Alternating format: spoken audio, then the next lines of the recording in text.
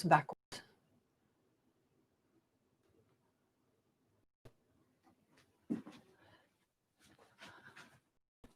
Hey guys,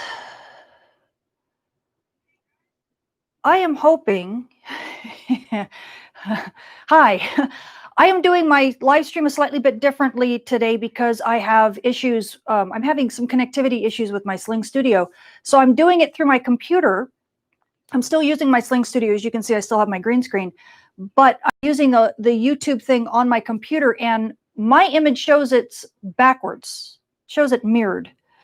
And that frightens me. I have a copy of it right now running my original way, where I'm looking at a live feed as if I were one of you, one of the watchers, and it looks normal. So which is it? Can you guys tell me? Is it mirrored? Can you guys read these words, or are they backwards to you? It's fine. Everybody's saying it's fine? Okay, good. Lovely. Okay, good. So what I'm going to do is I guess I'm going to minimize this weird YouTube interface. It's a very strange interface. And I'm going to go back to looking at you all the way I'm used to, which is through the same feed you guys see. Plus the chat's easier to read. So give me 1 second. I'll be right back. I can still talk to you. You just can't see me. So I'm just going to minimize this screen and have it over here. And that should make it easier. Okay. So are we still working? Yes. Excellent. And I can see you all. Hopefully everything looks good. All is good. Excellent. Okay, guys. Just making sure the chat's still functioning. I'm just a little bit nervous because it's, like I said, it's a new thing. So I want to make sure everybody give me a thumbs up if you can hear me, if my audio sounds good and everything looks good and we're ready to rock and roll. My chat's not working. There it is. Okay, good. Excellent. Okay, thank you. I got scared. My heart goes, oh no, more tech issues. So just to let you all know, today I have to, not have to, it is my pleasure to say, to thank my moderators. I have 2 moderators in the chat today. As of the last time I did a mini course, we had a little bit of commentary that got out of hand, and it was upsetting some people, and everybody's here to learn. So I have 2 moderators. You can see them. They have wrenches by their names. One is Jerry, and the other is Michael, or Mike, and they are very wonderful people. They're part of my extended Patreon family. They are VIPs on my steering committee, as you can see their names. Oh, here on this side. They're Jerry and Michael, and you can see them here, and they are moderating the chat today. So if you have questions or issues, if you have anything that you need to bring up, ping one of those 2, and they will direct you to me. They also have a straight beeline connection to me on my phone if anything goes wrong. So through them is how you get to me directly if you need to. Okay, and they're wonderful people, so please be nice to them. They have power. And also my second huge thank you today goes to all my Patreon folks. Of course, I always say thank you to my VIPs. Here is my steering committee. These are the wonderful people, my extended family, who help keep these, not just the space weather forecasts on track, but also keep all of where the community is going, where we're taking this community, right? Space weather is at least in terms of broadcasting, is a very new field, and we really can take it any direction we want to, because it's just uncharted waters, so to speak. And so I solicit help from the community, and in particular these folks, to help me figure out where to take this space weather community and what's important to us all. And so I rely on them very heavily, and I can't thank them enough for all the input they've given me over the course of time, over the past couple of years that we've been doing this Patreon project.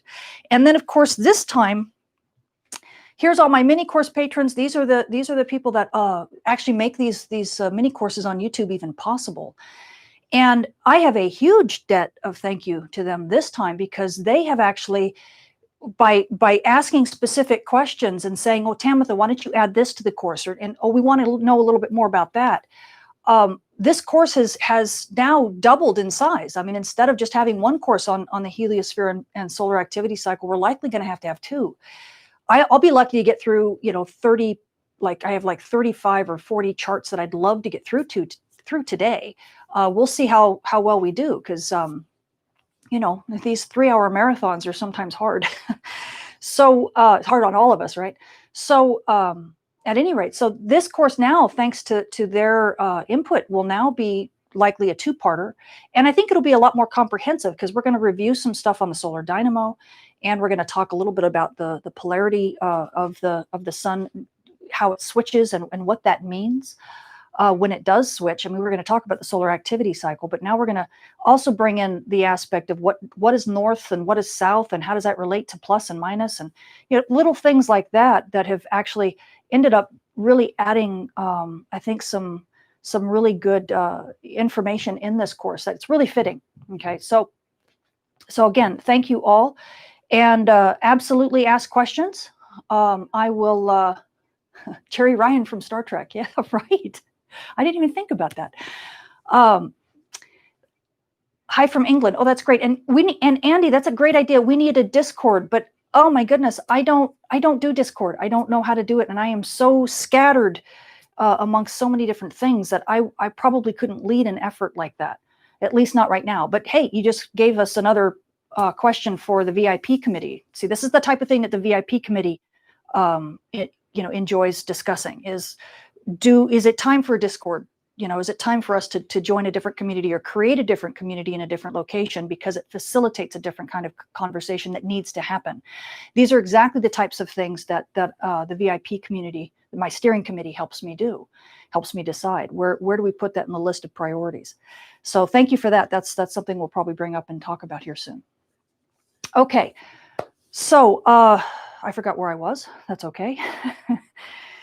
This semester has been crazy because I'm teaching multiple courses at Millersville. So if I seem a little bit scatterbrained, please forgive me. But I will do my best to get to all of your questions. And again, if you have any issues, please talk to Jerry and Mike and get their attention, because they can get my attention very fast. Okay. So without any further ado, I hate using that phrase, we probably should get started. I'm just seeing if there are any major questions or major issues getting going. It looks like everything's good. Hi from Texas, hi from England, hi from Portugal. Thank you. That's amazing. Hi, is the movie 2012 real? No. Oh my goodness, no. As a matter of fact, 2012 is one of the ones I use in my astrosociology section of my, hold on, I just got a buzz.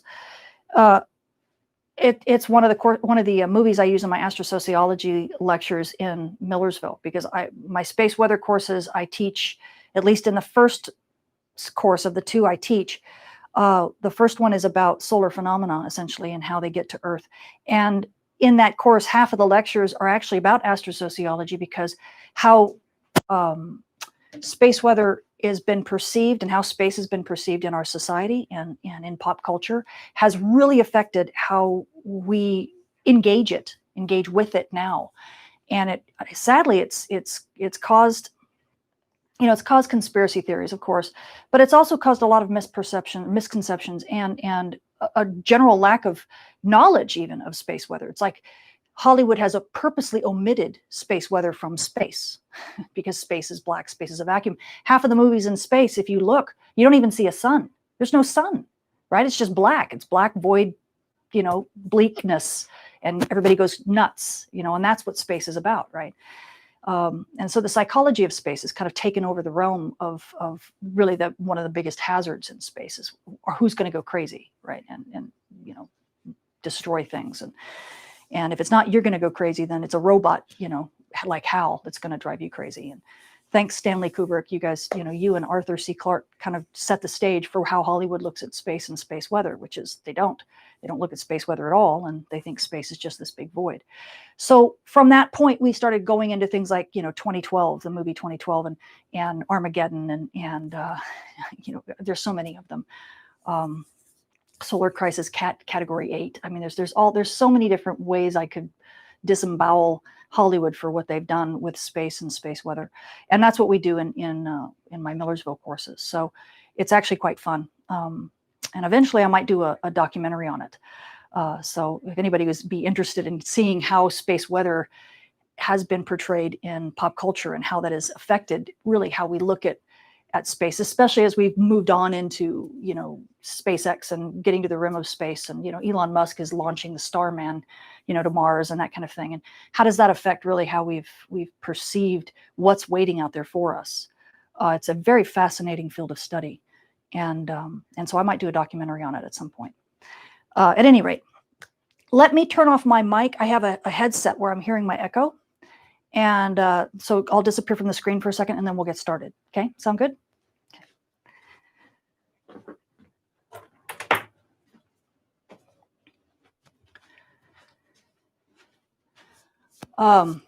Paul Chris, do you have to be a meteorologist to take the courses at Millersville? I have to check on that because I think they want a bachelor's degree, but I think it's a bachelor's degree in a particular, a science. I don't know if it even needs to be one of the natural sciences. I need to check up on that.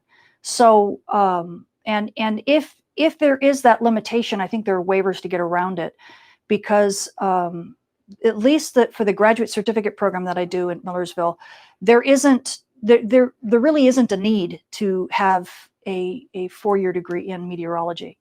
The space weather courses that I teach are very similar to these that we get on YouTube. They're just a lot tighter with a little bit of extra information, and they teach it in a more comprehensive way. These are more like discussions, and we get off topic, and I don't cover all of the material that I do in the courses, and I don't cover it as rigorously here. So we should I could figure that out and try to find out if that's the case, because you're not the first person to ask me that. I've gotten more and more people who would like to take the courses at Millersville and be taught by me in that kind of setting, but they don't have a meteorology degree. So that's becoming like a critical mass of people that may be barred from taking those courses that really shouldn't be. So let me check on that, and I'll probably talk about it again in maybe the mini course next month. Oh, thank you, Jerry. I appreciate that. Okay. So let's see. Looks like everything's good. Is the solar flare heading to Earth in the next few days? Yeah, there's a wispy coronal mass ejection, not a solar flare. It's a coronal mass ejection, which means it's a solar storm. Solar flares and solar storms are not the same. So, and as a matter of fact, you can learn that from these mini courses. And yes, there's a wispy one that's coming. I wouldn't be super excited about it. I have not, however, checked the sun in the last 24 hours. So if a new one has been launched, I don't know. I've been too busy prepping this course. So please take that statement with a grain of salt, because if it's launched within the last 24 hours, there may be, because I haven't looked. Okay. So, all right. So let's get started, guys. Oh, as a matter of fact, this kind of is a good segue into the concept of a solar flare compared to a solar storm. It's a good segue into this. I always lead the courses with this chart, just reminding everybody what the basic 4 types of space weather phenomena that affect Earth are. Okay, we have solar flares, and I've done a class on solar flares. I've done multiple classes on solar flares and radio bursts. You get radio bursts when you have a solar flare, and that's really what affects Earth more than even the light, although the X-ray flux from solar flares does affect Earth and affects radio communications. This is all just light emission, okay? So X-rays all the way down to radio waves. And this stuff gets here and gets to Earth in 8 minutes. So basically when you see it on the sun, it's already affecting Earth, okay? This stuff does not cause aurora though, okay? This is not the thing that causes aurora. What causes aurora and the big geomagnetic storms at Earth, okay, that last for days and days and days and take out satellites oftentimes, is the big solar storms. Now, these are also called coronal mass ejections, and you can see this one lifting off of Earth here, and I'm not going to play the movie because I don't want to take too much time. I've done lots of courses on these as well, and you can take a look at those courses in my mini course playlist. And these are the structures that oftentimes are launched with solar flares, okay, but they don't have to be. Right? They don't always, and sometimes you can have a solar flare without a coronal mass ejection. They're not connected in that way, but they oftentimes happen at the same time. because of the way the sun's magnetic field is. It facilitates both of them being launched at the same time, but they don't have to be. And with coronal mass ejections, these are massive amounts of solar plasma that, material that comes out from the sun and slowly, relatively speaking, in about 1 to 5 days, ends up hitting Earth. So 8 minutes, 1 to 5 days. Okay, big difference, and they cause different things. Both of these drive radiation storms, which is what you see down here.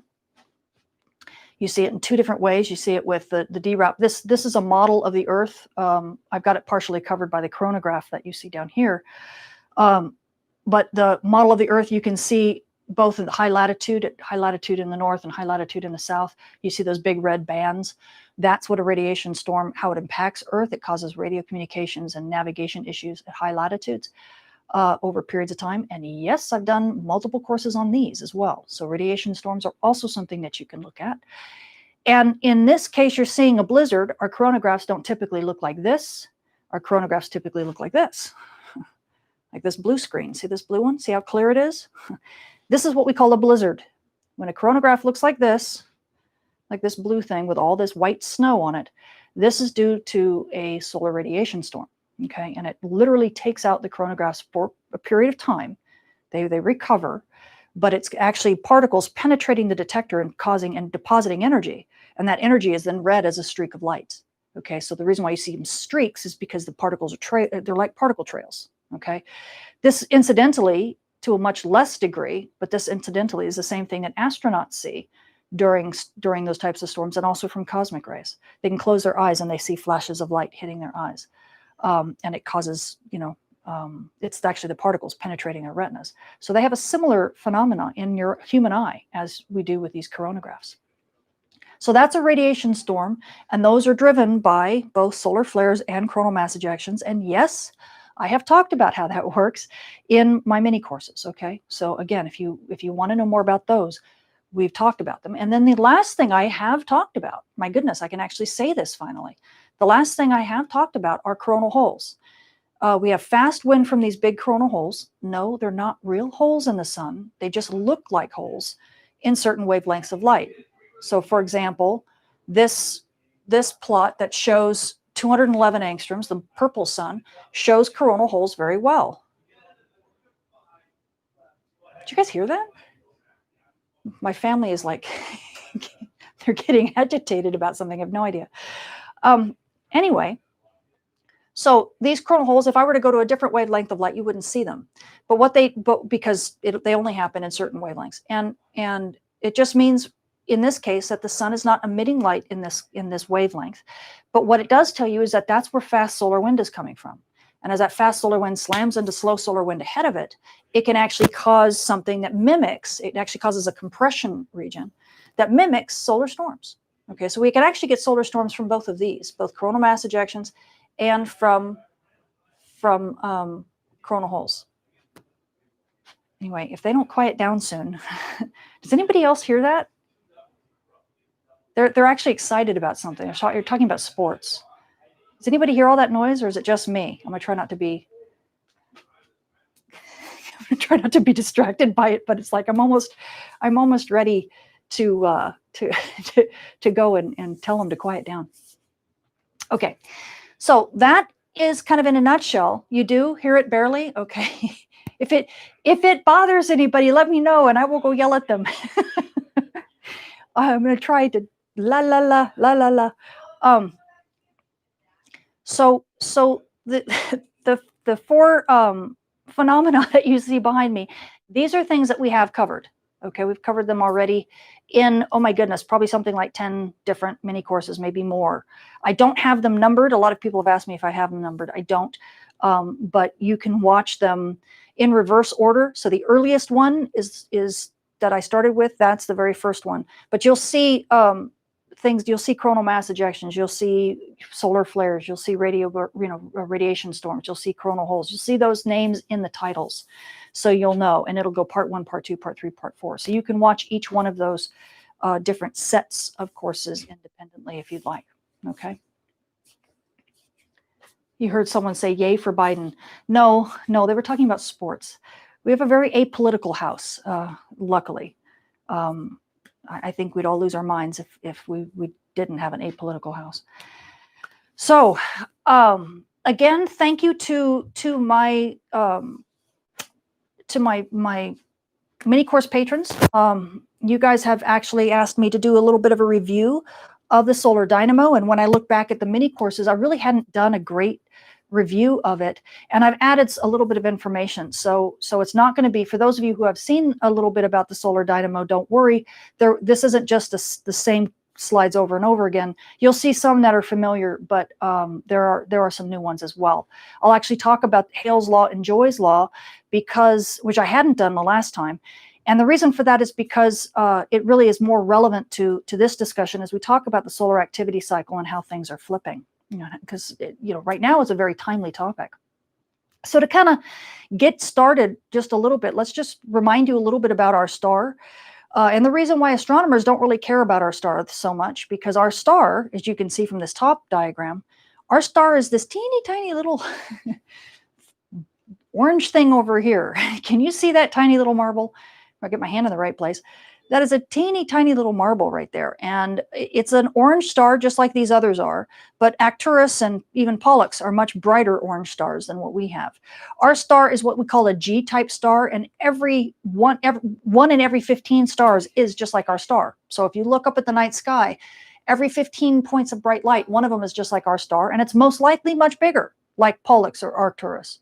So our star from an astronomy point of view is really boring, right? They don't really care. And that has not helped space weather physics at all, because astronomers basically say, yeah, we don't care about the star, unless the star does something beautiful, like, launch a huge, very artsy looking coronal mass ejection. And then astronomers say, that's our star, and take credit for it. And so then space weather physicists say, well, wait a minute, no, that's our star. That's our star. You guys stick with your astronomy and your other big star. You stick with Arcturus and Pollux. We'll take our star, right? So astronomers kind of, get in the way sometimes when it comes to space weather, because they want to acclaim our star as being theirs when it's doing neat things, and then when it's boring, they want to push it off and say, it's not interesting enough to fund studies to learn about it. So it definitely makes space weather fall in kind of this little niche that's a little bit hard to deal with. But at any rate, the neat thing about our star is that it is extremely, my family again, it is extremely complicated. And of course, we have something called this photosphere. That's really essentially where the top of the surface of our star is. And as we go down in the layers of the star, we have the radiative zone, we have the convection zone, and we have the inner core. We have all of this stuff. The problem is, really past the radiative zone, we can't really see really far down inside our star. It's pretty much opaque. And that's a real problem for us.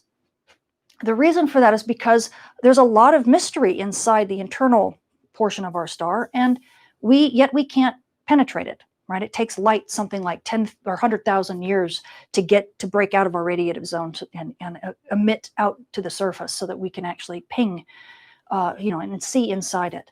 So sadly, what we know of our star is really not very far down, right? There's a huge portion of the interior of our star that is remaining a mystery to us. And that causes a lot of problems when we try to learn about the things like the solar dynamo. So what you're going to see in the next few charts is a cursory description of our dynamo. It's not the whole picture. We're avidly trying to learn more about it. And we're just beginning to move to the point where we are including weather, like terrestrial weather, like what we've learned from terrestrial weather, what we've learned from rotations of planets and the types of things we see in planetary atmospheres, and just beginning to learn how to apply that to our star to start understanding its dynamics better. But this is a very new field of research, and it's not well accepted. It's very contentious right now. But I have people like Dr. Scott McIntosh and his team at NCAR and UCAR to really thank for really trying to push that envelope forward and team with meteorologists to say, look, a lot of the processes that happen at in the Earth's atmosphere or in the Jovian atmosphere are the same things that are happening in our star, even if we can't see that deep, even if we can't tell. And we can apply the same kind of physics because it's a rotating body, and there's a lot of forces that occur simply because the sun is rotating. And we'll talk about that. Okay. Now, and I did already talk about the layers, but I guess I can talk about them a little bit again. Okay, so the sun essentially can be divided into 6 layers, right? You have the core and the solar interior, okay, and you can see multiple pictures. So that's the picture I had before, right up here. And then we have maybe a little bit better. I don't know if it's a better picture. It's just another one. But we have the core and the solar interior. It's about 16 million Kelvin, right? Or, anybody talks in Fahrenheit anymore, you can say 28 million Fahrenheit. We also have the radiative zone. That is where, where I even said it, where light basically bounces around for 100,000 years before escaping. We can't see into the radiative zone. Okay, it's very, very difficult to see into this zone. Above that, we have the convection zone, and we can see into the convection zone. This is where we understand the dynamics of our star. Okay, but it's very, very, it's a very small. If you look at this picture, you can see it even better. Look at, if I get my hand in the right place, look if I can get to the dark orange. Look at this. This is the convection zone. Okay, the convective zone is not very far. See how shallow? This is about as far as we can see. Pretty sad, huh? There's a huge part of our sun we still can't understand yet because we can't penetrate it. We're trying, but we're not doing it reliably. So we can see down into the convective zone, okay? And then obviously above that is with a photosphere. That's essentially where the visible surface of the sun is. And then of course we start moving even further out. And this is where we start seeing space weather, right? As the chromosphere, we've talked about that in prior mini courses. That's where you see a lot of coronal mass ejections. It's kind of the transition region between the surface of the sun and the solar atmosphere. And then the corona, of course, that ends up being the solar atmosphere. And then beyond that is the solar wind that blows out. So you can almost think of our star as having all these layers, but then if you add on top of the corona, you add a 7th layer, and that is the solar wind that's escaping. Okay, but just know, and we'll see that as this course moves on, and maybe in the second part too, we'll see a bit more of it, especially with its impact on cosmic rays. You can think of that solar wind as blowing out as an envelope, right? A big spherical envelope that blows out, very similar to kind of the way our Earth's magnetic shield is kind of shielding Earth. The solar wind, as it blows out away from the sun, right? And the reason why it's blowing out at all is because it's got escape velocity, right? Our sun has that big gravity that pulls it back in, right? Your sun is exploding all the time. But if you're far enough out and you're moving fast enough out, just like rockets from Earth, you can escape you can't escape the gravity of the sun. And so that's what's happening with the solar wind, is that it's managing to escape the gravitational pull of the sun, and it's expanding outward, outward, outward, outward. What it does, however, is it also takes the sun's magnetic field with it, right? So imagine like the Earth's magnetic shield, but now imagine if the Earth were blowing its own atmosphere off. It was a big explosion. It was blowing its atmosphere off. That magnetic shield would continue to grow bigger and bigger and bigger, okay? That's what's happening with the sun. The sun, if it were in a complete vacuum, the sun's atmosphere and the sun's magnetic shield will continue to expand who knows how far. Luckily, we have an interstellar medium, right? We have the Milky Way that surrounds us, and that pushes back on us. So it pushes back on us to some degree. And eventually, as that solar wind continues to expand out, it gets weaker and weaker and weaker. It's dynamic pressure, as we call it. It gets weaker and weaker and weaker, and eventually just kind of stops. Kind of like if you blow up a balloon, right, and it blows up, and if you tighten a knot, you kind of notice the balloon is a certain size, right? You stick it in the freezer, it gets smaller. You pull it out and heat it up, it gets a little bit larger. That's because it's changing. The dynamic pressure inside the balloon is actually, I don't say dynamic, you should just say the pressure. The pressure inside the balloon is finding a different way to equalize itself with the outside world, right? The pressure of the air outside. Have you ever done that trick where you take a balloon, you blow it up a little bit, you stick it in the freezer, you pull it out like an hour later and it's like small? Then you take it outside, or you heat it up and it expands. Same kind of concept is that pressure changes, right? And we'll see that the heliosphere kind of does that too, not because it's heating and being cooled, but because of the dynamics of our own star. And that's what we're going to be calling the breathing heliosphere. Hope you guys like that analogy. That came up with that on the spot, but hopefully that gives you a little feel for really how you can look at our heliosphere, the sun's magnetic shield. It's a little bit different than Earth's, how Earth shields work, but still very much a shield. Okay, and we'll talk about how the edge of that shield interacts with the interstellar medium at the end of this course. Well, probably at the end of the next course, because like I said, this is going to be a two-parter. Okay, so why are sunspots linked to better propagation for amateur radio HF comms? In this class, I might mention it in words. If you want to know the details of that, check out my, which one is that? I think it's Sunspots and Telescopes. That's probably the best one to look at, the mini course. I go into that in very great detail. Sunspots, in a nutshell, sunspots are visibly dark, but they're radio loud. And they also are linked with plages and bright points, which actually are the source of solar flux. So as sunspots go up in number, so do the plages and the bright points or bright spots. And so you can correlate the number of sunspots with the brightness, to the great degree of brightness of our star. So that's really why. It's not that the sunspots actually are contributing to themselves so much to good propagation, but they actually are affecting the amount of solar flux that is coming out that actually helps ionize our upper atmosphere to make it more conductive, make it more useful, allow you to have a higher MUF, for example. But that, again, that's a different course. So, okay. So to remind you, I want to make sure everybody remembers this, right? Everybody's used to solid, liquid, and gas phases of matter, right? We have 3 different phases, right? Solid, liquid, and gas. However, there is a 4th phase, okay? That's a plasma. The only difference between a gas and a plasma is that in a gas, all the particles in there are neutral, okay? In a plasma, it's the same thing, except all of the particles in there are charged, or at least most of them, okay? Now, hopefully, I don't mean to make this a big chemistry course, so I'm not going to review this, because I've reviewed this particular chart many times. But remember, the difference between a solid is you've got a solid lattice, right? You have very heavy bonds; they're hard to break, and that's why, like, rocks, for instance, are a good example, or ice. In a liquid, of course, some of the bonds are broken, and so the molecules can slide over each other very easily. And they fit in a container, and they take the shape of that container essentially they don't fill the container necessarily, but they take the shape of it, with succumbing, of course, to gravity. When you get to a gas, steam isn't always the best. I mean, here's a vapor. It's not really steam, but I probably should have had a pot of boiling water. But steam or vapor, you have a gas. In this sense, you have all of the particles now are completely separated from one another, and they will completely fill up any container that you give them.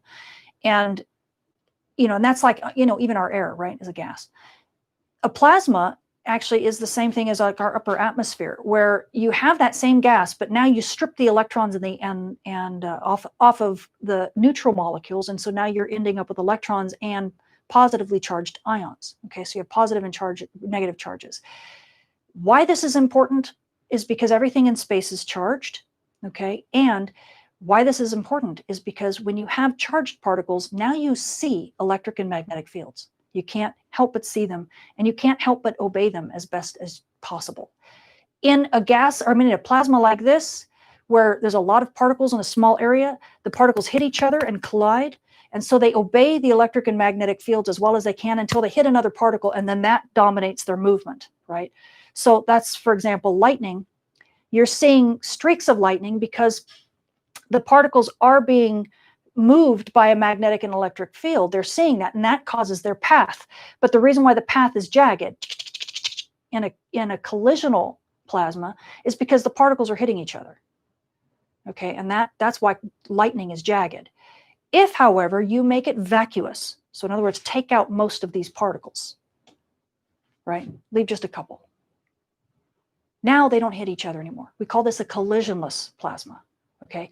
Now the same properties exist. They follow the electric and magnetic fields, but now they don't hit each other anymore. So they don't run in and bump into each other. They're no longer any bumper cars, right? They're freely moving. And so they can follow these beautiful paths that are very smooth, because electric and magnetic fields are smooth typically. And so an example of that is aurora, right? You see these beautifully free-flowing lines. And if you actually, excuse me, look at laboratory, laboratory experiments showing a vacuum tube and then showing these, lightning inside the vacuum tube, or and if inside the tube you have a collisional plasma, you have a air or whatever it is that you're shooting electrons through, and you're lighting it up like a Christmas tree, you'll see lightning going across from one side to the other, and as you increase the vacuum and suck out the particles, you can literally watch the lightning go from super jagged, right, from all the collisional bouncing, to smoother and smoother and smoother until it's almost completely vacuous, and now you get this beautifully smooth line that looks very much like aurora. And that's because these particles aren't bouncing into each other. Okay. The reason why I bring all this up and to remind you of this is so that when you hear me talk about plasma, don't freak out. It's not part of your blood, right? It's a different kind of plasma. And it's not a scary term, right? People kind of go, oh gosh, I know what a gas is, but plasma, I have no idea. And they switch off. It's like, no, don't switch off. It's really not a big deal. It's just that it's a gas that now sees electric and magnetic fields. And depending upon whether it's kind of crowded, right, and it's got a bunch of its brothers and sisters that they're bouncing into itself all the time, or it's free flowing and moving, that dictates its behavior. Okay. Now in space, most plasmas, if not all plasmas, are collisionless. Okay. And so you hear me talk about spider webs, because I look at the electric and magnetic fields as being like spider webs that connect them. Okay. And that becomes important, especially as we start talking about cosmic rays, because cosmic rays are also charged particles, and they see these magnetic and electric fields as well, and that dictates their behavior. As a matter of fact, it dictates how they penetrate the sun's big magnetic shield, and we'll talk about that. But where was I going to go with this? Oh, just that with the magnetic fields, if you think about all these particles that don't touch each other like this, but if they're all connected by a spider web, then you can shake the spider web in one area and it makes this particle over here on the other part of the spider web wiggle. So even without the particles talking to each other, if you shake this one moves, right? So they still can communicate. They just don't communicate by banging into each other anymore, okay? So in space, this is what dominates, is a collisionless plasma. In the sun, both. Deep in the heart of the sun, you've got the collisional plasma, where you got lots of things bouncing into each other. As a matter of fact, this is why light can't escape the radiative zone. There's so many particles that are bouncing into each other. They're so densely packed that the light just sits there like a little billiard bar going ding, ding, ding, ding, ding, ding, ding, ding, ding. Never finds a way out for 100,000 years. Oh, I think I'd be tired if I were that light beam, wouldn't you? Photon, 100,000 years just to get out of the radiative zone?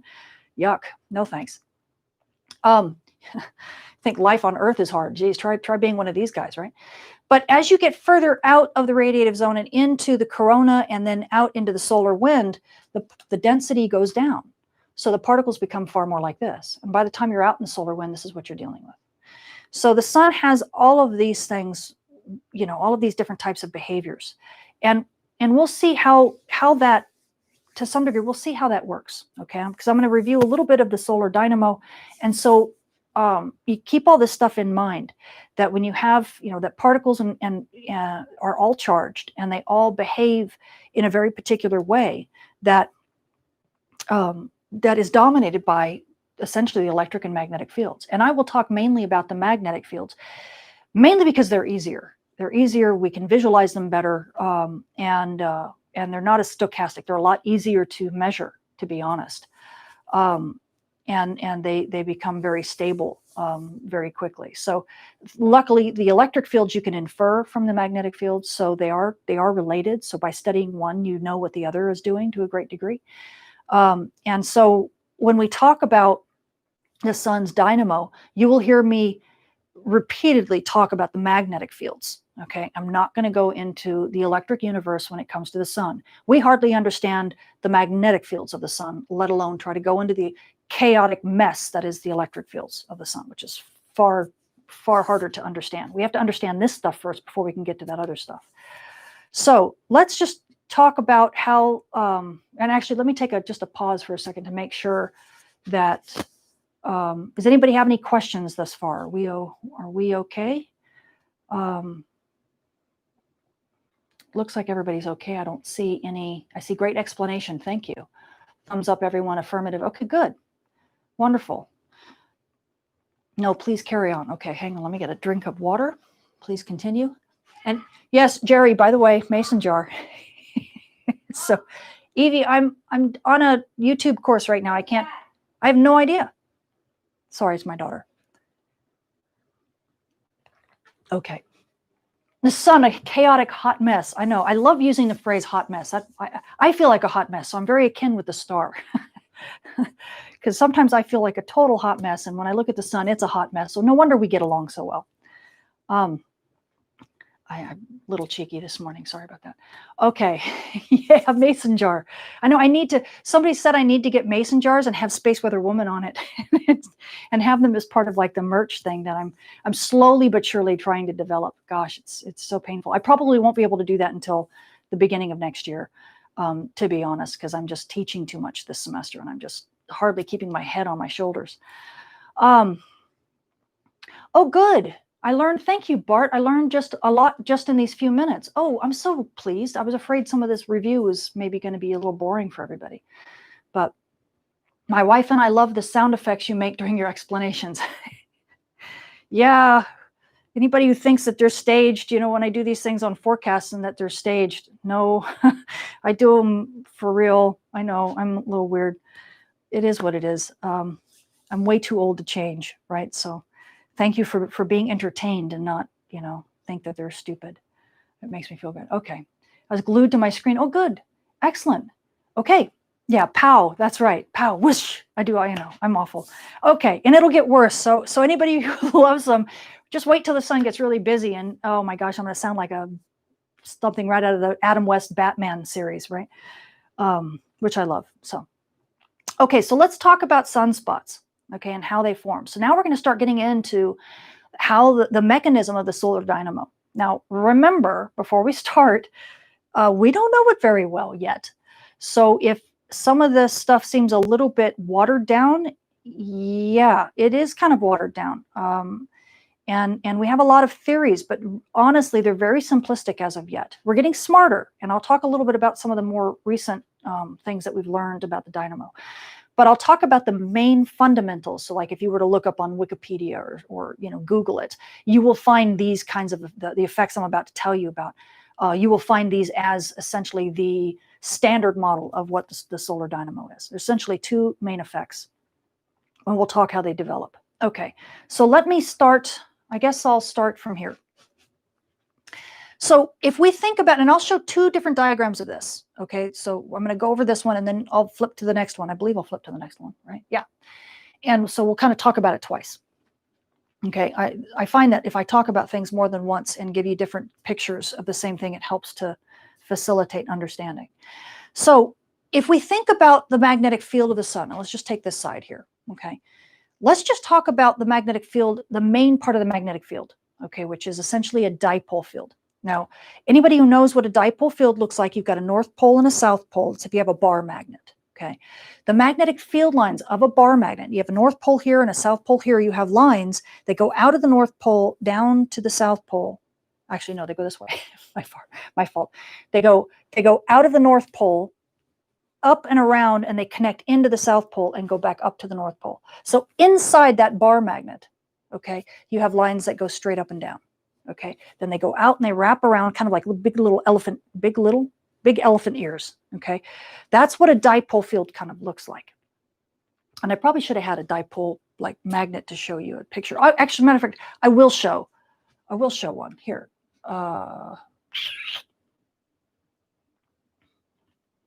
Here, just for quick grins. Okay, we're going to get to this later, but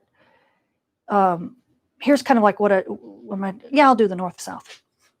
You don't really see the whole thing, but here's the north-south one, okay? So in this case, oh, I did have it backwards. the north goes out, right, that's true, and everything at the south comes in. So you have the field lines that go out down here from the north to the south, inside whatever this, if this is a bar magnet, it would be just like a straight bar like this that surrounded it. You'd have the field lines go down, and then they come out and they make these big loops, okay? And I'm standing in front of another one. You can also look at it from the point of view of positive and negative, okay?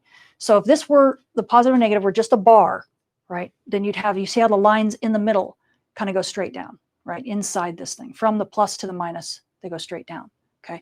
That's all you need to know right there for where we are. We'll talk more about that particular plot that I just was at here shortly.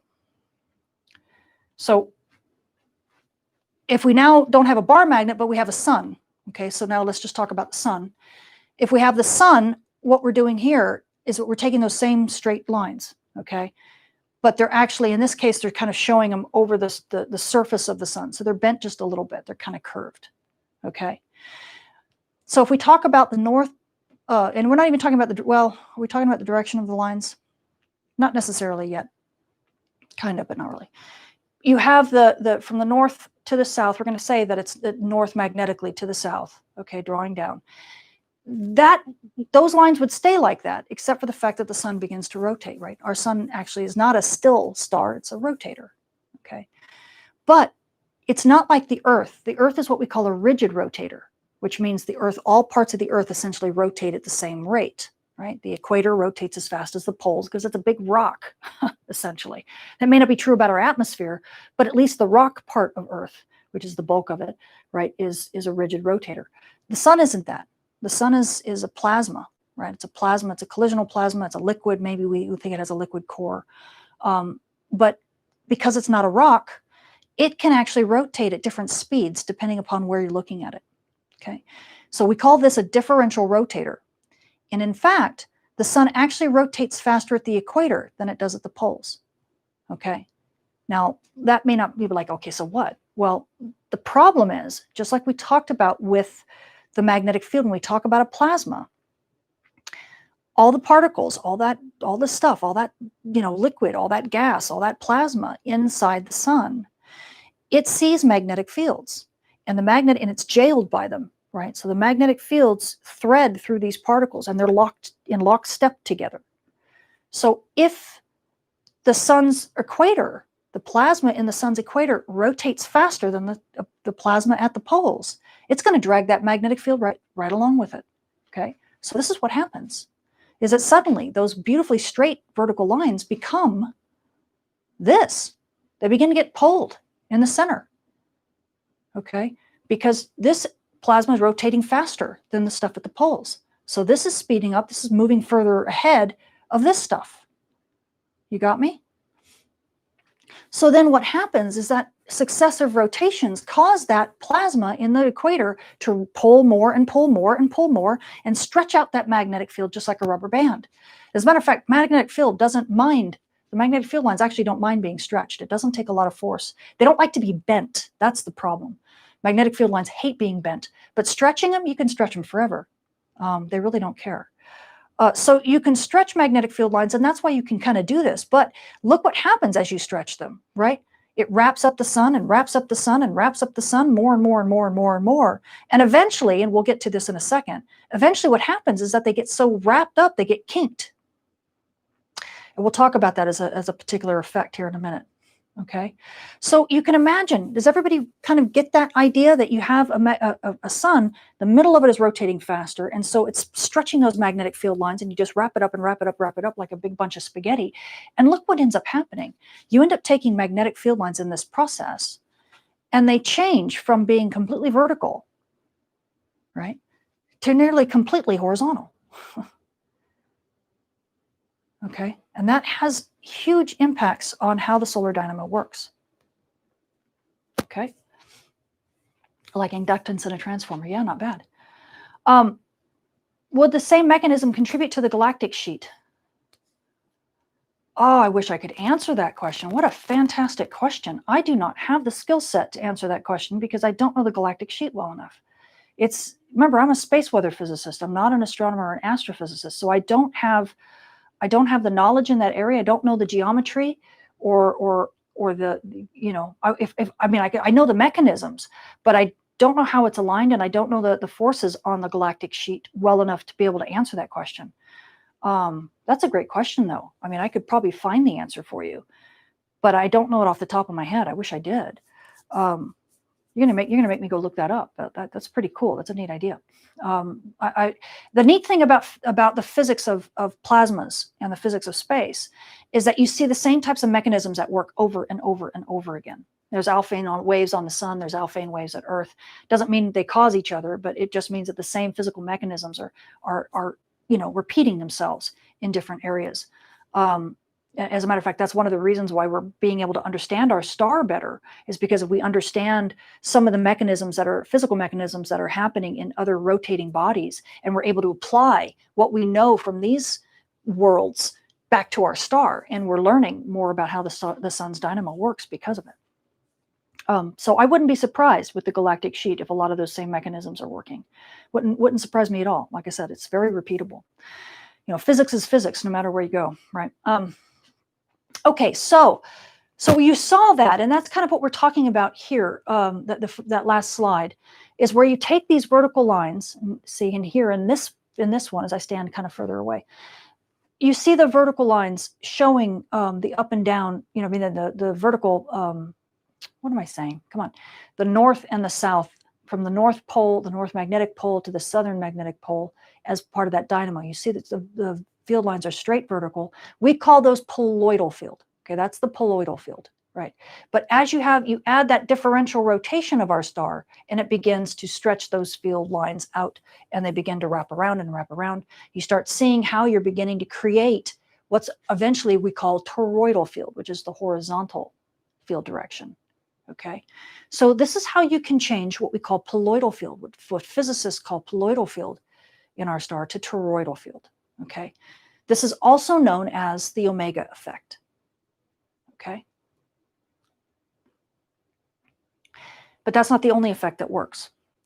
As you continue doing this, as you do this kind of thing, over and over and over again, realize the plasma in our star is convecting and moving and all that kind of stuff. And if you can take a rubber band and you can stretch it, but if you ever take it and you twist it, has anyone ever taken a rubber band, stretched it out, and then twist it and twist it and twist it, twist each end in opposite directions? So you twist and twist and twist, and you finally get that rubber band so kinked up, so spun up, that it goes bloop, and it makes a little kink in like a loop. We call that the kink instability. You guys ever seen that? That kind of thing happens quite often. Well, believe it or not, that's actually what's happening here too. And as as the sun continues to spin up this field, and pull it in this direction, it's also rotating it as it's stretching it. And so that magnetic field begins to get kink unstable, begins to kind of get kinked up like a rubber band can when you do that. And so what we end up showing is that twisting ends up causing those little kinks. Okay. Now, magnetic field doesn't like to be bent. So this configuration is extremely unstable. And so what the magnetic field will try to do is reorder itself. Okay. And for those people who are electric field, electric universe fanatics, the electric fields are off scale here. This is not a potentially force-free structure, right? And so the electric fields are working big time to try to get this magnetic field to reconfigure, because the magnetic field line does not like to be bent like this, okay? So what ends up happening is that we get something called reconnection, where the magnetic field lines in different directions, typically opposite directions, get so squeezed and close together that they go and they literally explosively reconnect, reconfigure. And what you end up getting is a smoother field, right? The smoother field lines. But now you've got loops. See the loops? And what direction are those loops doing? They're going up and down, granted, but they're also going north to south, right? They're vertical. They look like this, okay? And they're one direction in the south and they're the other direction in the north. But you're recreating the magnetic field again in the vertical direction. So once you create these loops, okay, you can end up reconstituting that poloidal field again. Okay, but notice this time the poloidal field goes the opposite direction as it did the time before.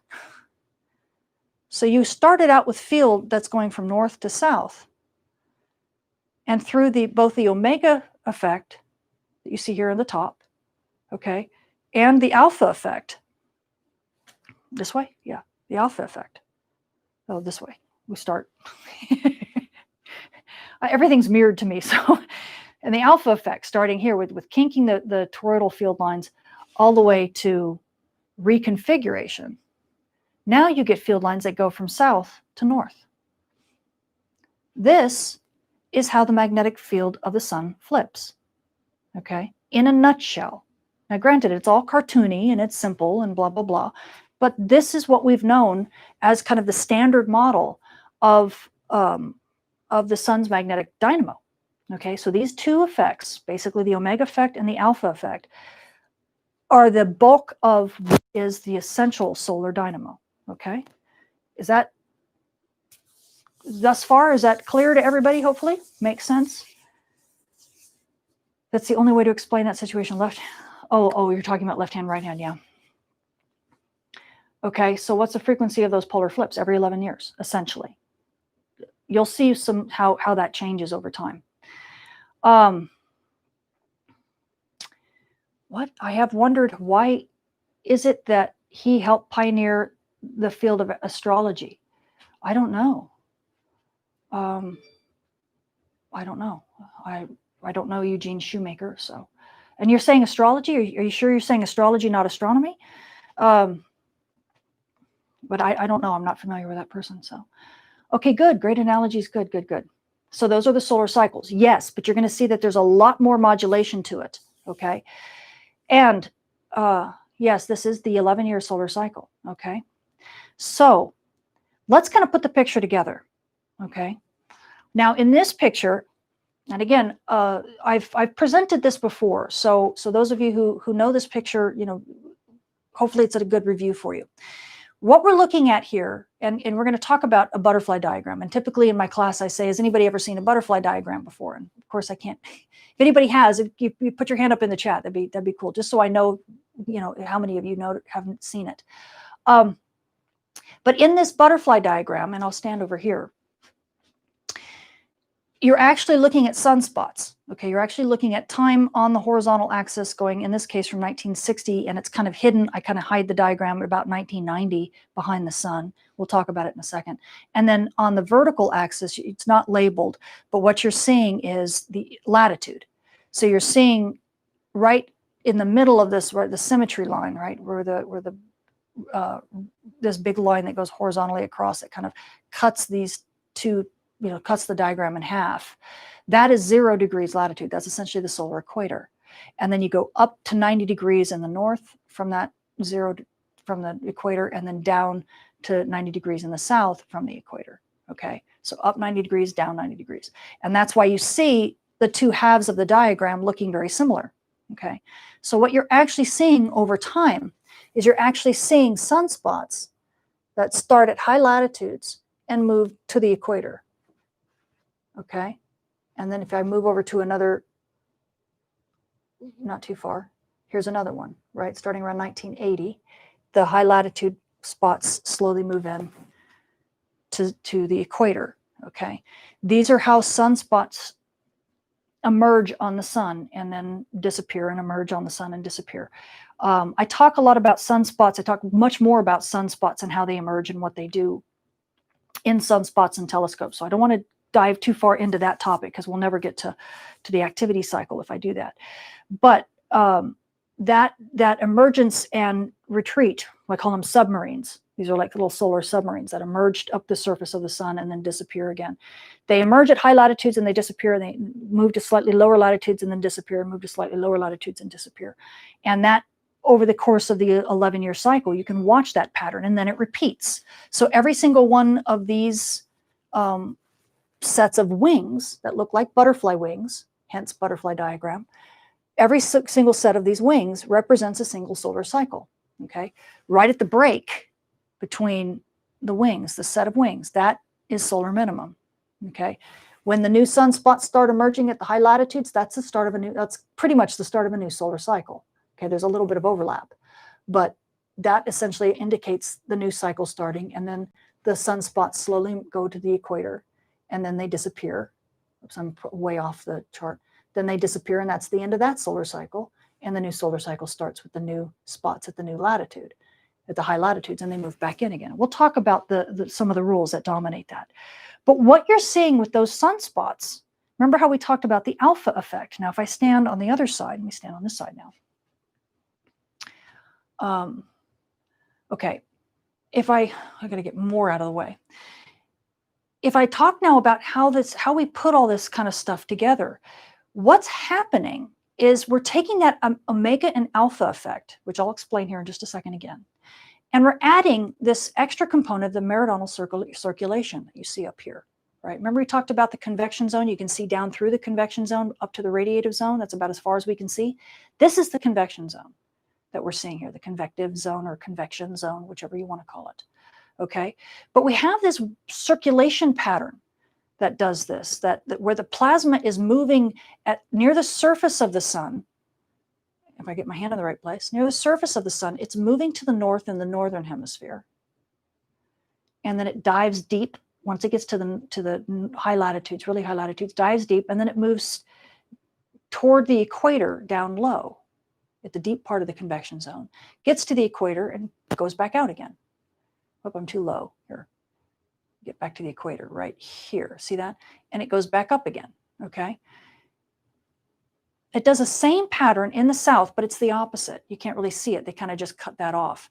But in the south, below the equator, it does the same thing. See, it goes deep. It goes to the equator, deep in the convection zone. Right at the equator, it goes up to the surface, and then it drives to high latitudes near the surface, but you can't really see that. They're not showing those arrows, okay? So those convection patterns, these are the same kind of patterns that we see at Earth and at Jupiter and any rotating body in our solar system, in the universe most likely, because it's the physics of a rotating body. It causes these types of patterns to emerge, okay? So we add this meridional circulation to our alpha and omega effect, and how we do that, as I'll show you. You can see here with this cutaway of the sun. Do you see these field lines? See the red field lines being stretched out? See them being stretched out in the horizontal path, the toroidal direction? This is the omega effect, right, that we talked about in the last slide, okay? See over here? Now you can barely see, they've kind of really faded out those field lines, right? But do you see this one over here? See it popping out through the surface? In a loop? Do you see that? That is the alpha effect. This is how you get those kinks in the magnetic field in those toroidal field lines, right? But what they do, how they manifest into us, is they pop through the surface of the sun as sunspots, right? What you're actually seeing when you look at a sunspot is not so much a hole, but rather magnetic flux, like a set of magnetic field lines, what we call like a flux tube. It's a bundle of magnetic field that is popping through the surface, and it's displacing all the plasma in its wake, in its area. Kind of like the way the submarine, as it pops through the surface of the water, displaces all the water. And what you see, if you looked at an aerial view of a submarine, you look down at it, you can see on the surface of the water, especially where that submarine pops through the surface of the water, you see dark, right? You see that dark ship there. And even under the water, you can kind of see a soft shadow, kind of the darker water, right? And whereas the rest of the water would be nice and blue. Well, same kind of thing here, except this ocean, so to speak, is an ocean of light, right?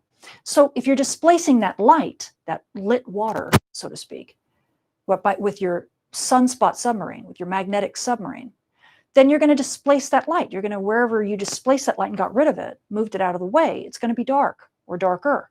Well, that's a sunspot, guys. That's all it is. Really, it's just a way that the magnetic field is poking through the surface, and it's poking through the surface because of the alpha effect. Okay. So, putting it all together, you have your toroidal field being made, right? You're having, and those are the field lines that are guiding, are being, driven, right, being created in this direction. Meanwhile, you're getting sunspots poking out wherever you have these toroidal fields that are being created, okay? But if you notice with the convection, with this meridional circulation, what's happening is that you're taking these toroidal field lines and with that convection near the base of the convection zone, driving them to the equator. Push, push, push, push, push. So all of these toroidal field lines are being driven over the course of time to squish each other at the equator. If you're squishing those field lines underneath the surface of the sun, right, but you still have your alpha effect, which pops out sunspots every now and again, don't you think you're going to see that same driving toward the equator in the sunspots? Because you push those field lines closer and closer to the equator, the sunspots are going to pop out closer and closer to the equator. Hello, butterfly diagram. Got it? So this is why you see the sunspots starting out at high latitudes and then squishing closer and closer and closer to the equator, because that's what the meridional circulation is doing to the field lines. As it's creating that toroidal field in a new cycle, it's also squishing the toroidal field closer and closer and closer together at the equator. Okay, hopefully that makes sense. I finally understand sunspots. Okay, good. That's great. And Dave, thank you, Dave. You said yay. Awesome. Oh, that's Mike saying Dave. Okay, good. Just made my mind click again. Oh, I love that. I love it. Good. I'm so glad. So it's kind of a neat little, the sun doesn't like to give up its mysteries, but it likes to give us hints so that we can kind of guess at what those mysteries are, right? And so its behavior in things like sunspots, for example, gives us a huge hint. And the funny thing is that as we begin to learn more about weather and how weather patterns, just like the weather patterns we have on Earth, how they affect, how those same processes are occurring at the sun, we're noticing that it's not just sunspots that follow this pattern. Bright points follow this pattern. Filaments follow this pattern. Even coronal holes have a pattern that we follow very carefully, that are giving us hints as to how our solar dynamo works, even though we can only see as far as the convection zone, right? We still have a huge part of our sun we haven't penetrated yet. So, and we'll talk more about this, some of the details, because the devil is in the details. But we'll talk more about that as we continue to move on. And you know what? I did have a slide in here. I forget who asked me, why do sunspots help HF propagation? And I was talking to you about, how actually it's not. The sunspots themselves don't. It's the bright points around it. I don't think I have the other slide though. Yeah, I can talk a little bit about it. But here's a side view, and so I can address that point a little bit more, along with what we were just talking about with sunspots. Here's the surface of the sun, right? And here's the sunspot popping out, okay, or the sunspot emerging. Typically emerges as a bipole, meaning two, right? And the reason why is because it's really threading a big magnetic loop, or the big magnetic loop is threading through that hole, right? It's poking out. Believe it or not, a lot of the RF energy from radio bursts actually occur right here. They don't occur at the sunspot. They actually occur in the magnetic loop above the sun's surface. Magnetic loops drive a lot of dynamics of our star. And if you look at the radio bursts, when the sun screams mini courses, you'll see that. I talk very much about this, the details of what's going on here for that. And here's the neat thing though. Again, you have this bright, ocean that this magnetic submarine is actually poking through. And what happens is that you're actually, with this magnetic flux, remember, this is part of the alpha effect, right? So these kinks are actually connected to the toroidal field underneath. So it's not like these things are just sitting there by themselves. They're actually connected down below that toroidal field. And so there's a lot of stuff going on beneath the surface that you can't see. And that's where a lot of the displacement of that hot, that liquid, that light water, right? The water that's filled with light. It almost sounds spiritual, doesn't it? It's kind of like neat to think of like an ocean of light, like bioluminescent plasma. I don't know. I'm just being silly. But what it's doing, what these magnetic flux bundles are doing, is that they're interrupting the bubbling of the plasma. They call it gas. Sadly, it says hot gas in places. It's not. It's a plasma. But it's disrupting that convection of that hot plasma, and that's actually how light escapes. Is it kind of bubbles up along with the bubbles. And we'll see that in the next slide. But if it displaces all that stuff and stops it and interrupts it, then of course that area is going to seem dark. And so this is why you get what's called the umbra and the penumbra. The dark part is the umbra, and then the penumbra is the part that's a little bit lighter. That's actually being caused by what's going on underneath the surface. So it's like the difference between the submarine that's completely above the surface and the part of the submarine that's still submerged. So there's water there, but you can see the kind of shadow if you look down from an aerial view. You can kind of see the submarine underwater. It's not quite as dark as the submarine that popped up to the surface, but you still can kind of see it. Same kind of idea that we have here. As a matter of fact, with this slide, you can actually see it very well. Remember I was talking about the bubbles of light? Look at, see this? This is the surface of our sun, right? These are the bubbles of light. This is the ocean of light that these submarines are peeking through, okay? And here's the submarine. If I go here, here's the umbra of a sunspot, this dark, dark, dark. This is the equivalent of the part of the submarine that has pierced the surface, okay, this dark part. Here's the penumbra. It's the slightly lighter part. That's the equivalent of the sunspot, the part of the submarine that is still beneath the surface, but it's just close to the surface. Okay, so a lot of you haven't completely broken all of the convection of the light, the bubbles of light. The water is still kind of coming in a little bit, but it's not piercing very far because that submarine is in the way. Okay, so that's why you get that kind of thing. And of course, sunspots can be, armadas. I mean, it can be simple, like this one we just saw. It can be more complicated. And of course, you can have complete armadas of whole regiments of submarines. A flock? What do you call it? It's not a flock of seagulls. No, I'm kidding. But you know what I mean. You can have a whole set of them. And they can all have different magnetic polarities. And this is what makes solar flares, some sunspots so dangerous, is because you can have lots of really concentrated magnetic field at different polarities, some pointing out, some pointing in, and they touch each other, come very close to one another, and they become very unstable, and they will magnetically reconfigure and let out lots of energy, which we know is solar flares and coronal mass ejections, things like that. Basically space weather, right? And radio bursts and radiation storms and the whole gamut. Okay, so hopefully that helps you understand that. Now, sunspots have we talk so much about magnetic fields, and there's a good reason for it, right? We talked about with the alpha effect and the omega effect that you can have poloidal field of one direction. Remember, that's the vertical field. You can start out with poloidal field of one direction, and it can reconfigure through these effects and end up with poloidal field pointing the opposite direction. Right, and that takes every 11 years. It does that, right? And if you ask some people and they say no, solar cycle is 22 years. Okay, fine. It's 22 years because you go from this direction to this direction back to this direction. Okay, so fine. 11 plus 11, 22.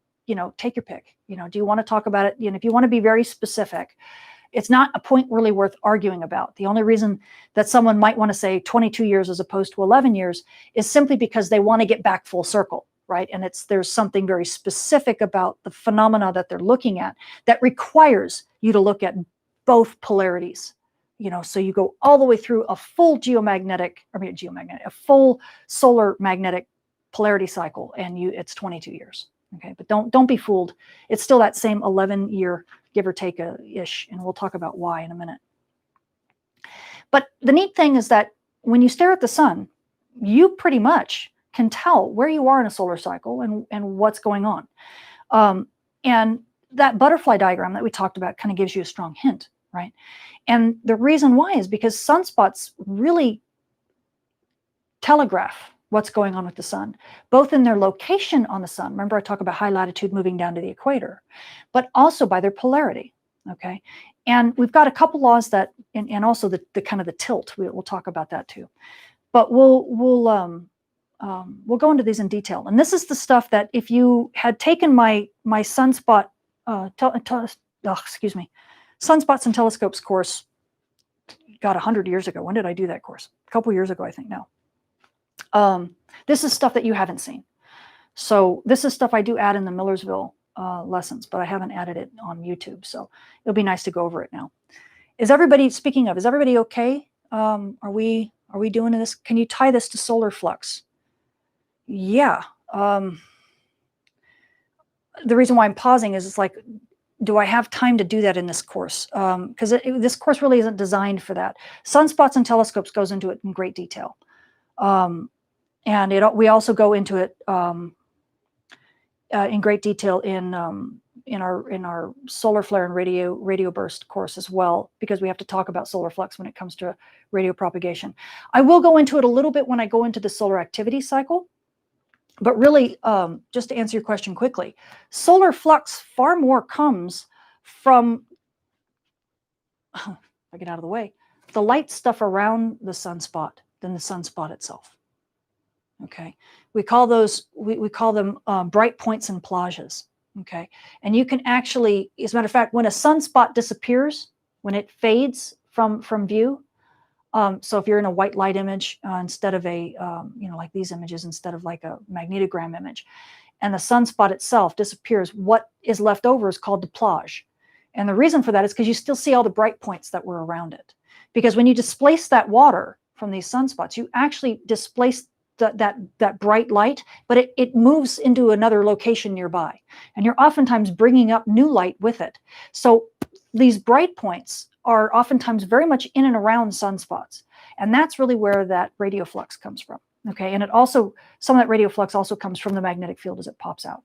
But sunspots are visibly dark in white light just because they're not emitting that frequency of light. Doesn't mean they're dark, period. As a matter of fact, if you look at sunspots in radio waves, radio frequencies, they're very bright. I mean, the whole sun is completely dark, and yet they're incredibly bright. And I actually talk about that when I talk about radio bursts. It becomes a crucial part of it. So that F10.7 radio flux, which you also know as solar flux, that sunspots can be very loud or very noisy in that. And it's not the sunspot itself, it's that magnetic field that's bent. That's what's loud. Okay.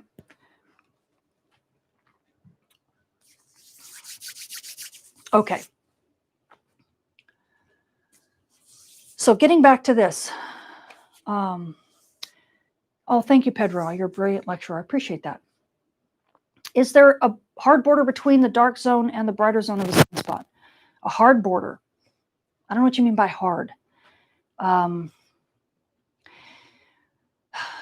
Magnetically, no.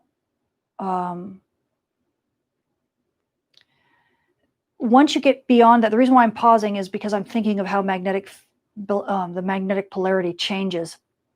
It depends upon if you get more flux emerging from underneath or from a different part of the sunspot that has the opposite polarity. Then there's a hard border, yes. In terms of the light in white light images, not really. I mean, you see probably one of the prettiest ones I just showed was a really good specimen. A lot of them don't have it quite like that. If you look at if you go to, for instance, and look at SDO images in HIA or HMI rather, if you look at the HMI, which is the magnetic imager, you will see much harder borders between different regions of the sunspot. But it's more of the magnetic borders are probably the harder borders than anything else. They define it more than you see it in those white light images. So that's about the best I can tell you. Okay. Plus, thank you, JD. Still glued to the screen. Plus, does the solar cycle matter with sun size? I imagine so. I do not study the solar cycle of other stars. I'm not even sure we do that very well at all ourselves.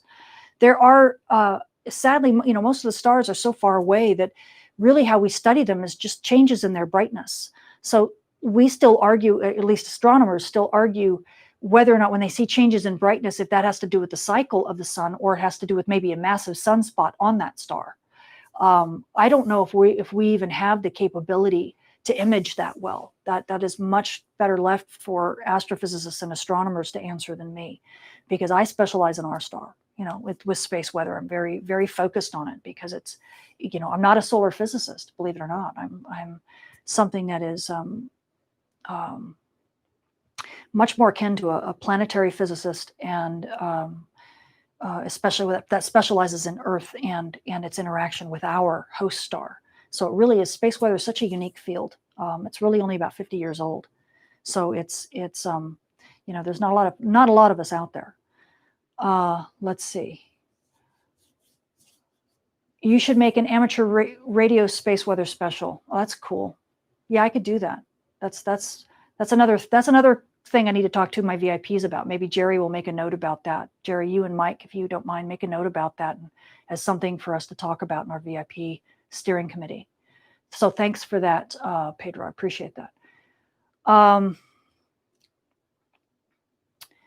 Okay. Hopefully everybody's, yeah, jokes. Keep it cool, guys. Don't get mad at each other. All this is, we're all family here, please. We're all family. Okay. Yeah, thanks, Jerry. Yes, I do. I am an amateur radio operator, so I do help out the community. Our local club would love to learn more. Oh, good. Okay. Yeah, we'll have to ping that and figure out. I don't know, Jerry, if you and Mike can do polls as moderators, but if you want to do a poll to see if it's possible to see how many people in the chat might be interested in doing something like that, that'd be kind of fun. Be fun to talk about. Both Mike and Jerry are amateur radio operators as well, so we've got a strong contingent of those of that family here as well. Okay, so it looks like everybody's cool, right? Everybody's understanding this. So let's get into the Hale's magnetic polarity law. Okay, the neat thing about the magnetic field on the sun is it keeps everything ordered, right? So you can imagine as you flip from one field or one polarity to the other, things in your sunspots are going to change.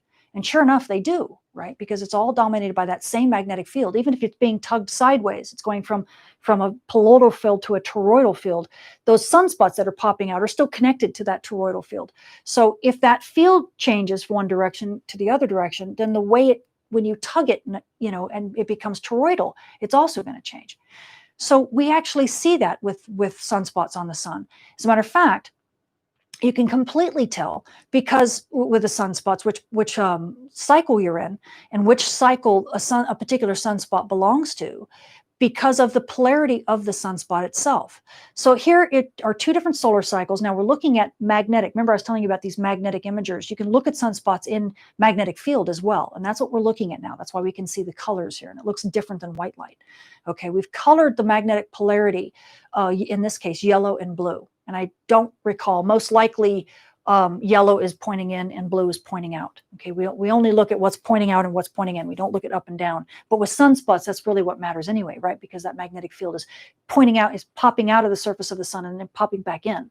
So we can tell which one is the popper outer and which one is the popper inner.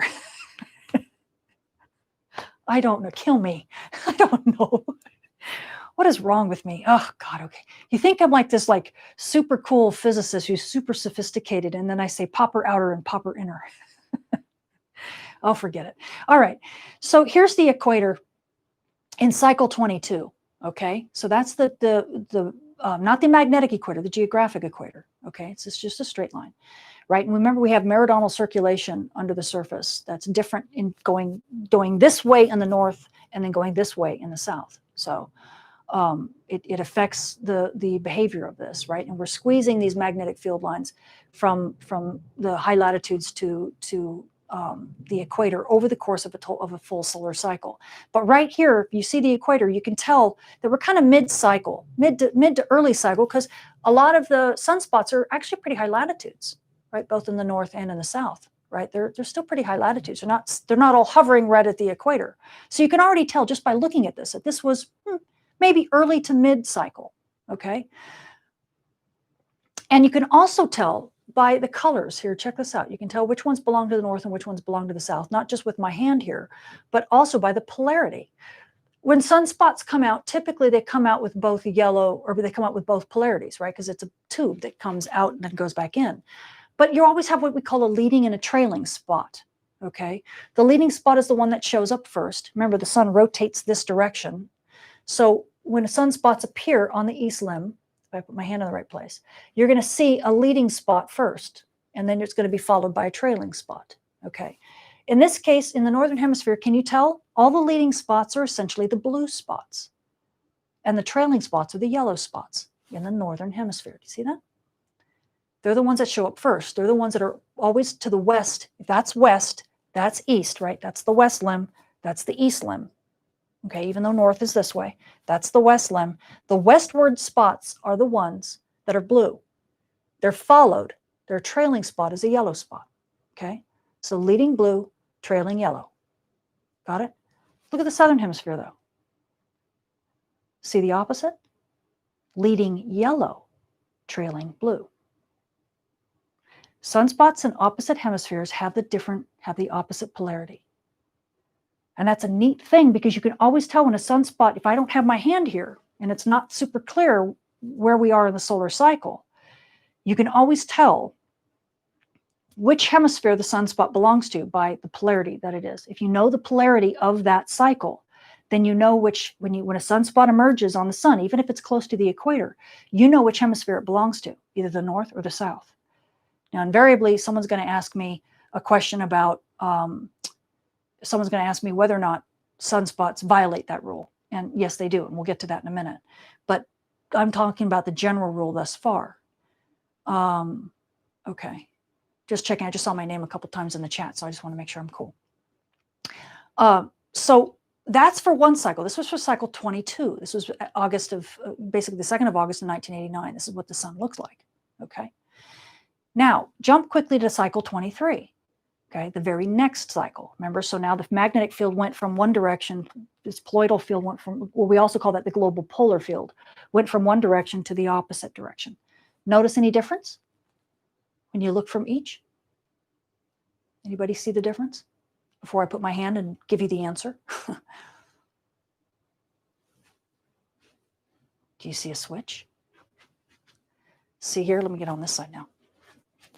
So you can see the other sun. Here's the equator again. Get my hand in the right place, okay? Again, we're probably about mid-cycle. You know, we're early to mid-cycle, right? 2000, actually, we're near solar maximum. Yeah, this is early cycle. Yeah, the bands are pretty well formed. They're much more high latitude. 89, though, 89 was pretty much high. It was no, that was mid-cycle. Yeah, and this is solar max. So yeah, we're almost mid-cycle. And you can see lots of sunspots, but notice in the southern and the northern hemisphere, right? We're no longer blue leading and yellow trailing like we were in the previous cycle. We're now yellow leading, blue trailing, right? This hemisphere now looked very much like what that hemisphere looked like in the previous cycle. Oops, let me get things. See how the northern hemisphere of the current cycle looks like the southern hemisphere of the previous cycle, right? Makes sense, magnetic field flipped. So you can pretty much imagine that what was the northern hemisphere in the previous cycle and what the spots look like in that previous cycle is going to be what the southern hemisphere sunspots are going to look like. And sure enough, it's true. You have blue leading and yellow trailing. So when you flip cycles and you flip that magnetic field, you also flip the polarity of the sunspots.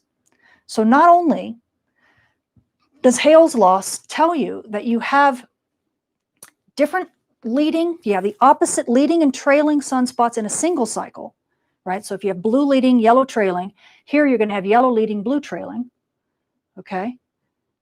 So that's one thing, that the different hemispheres have the opposite leading and trailing.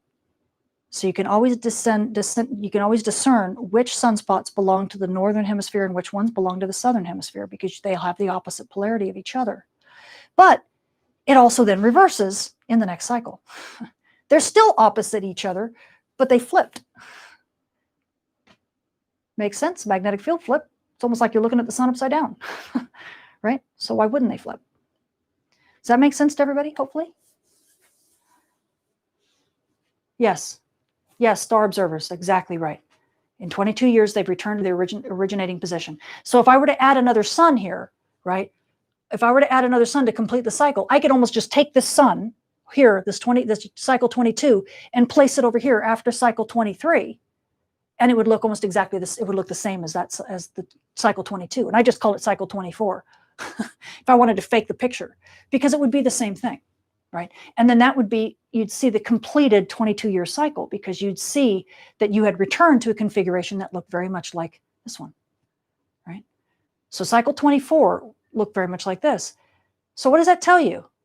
Cycle 25 will look very much like This one, won't it?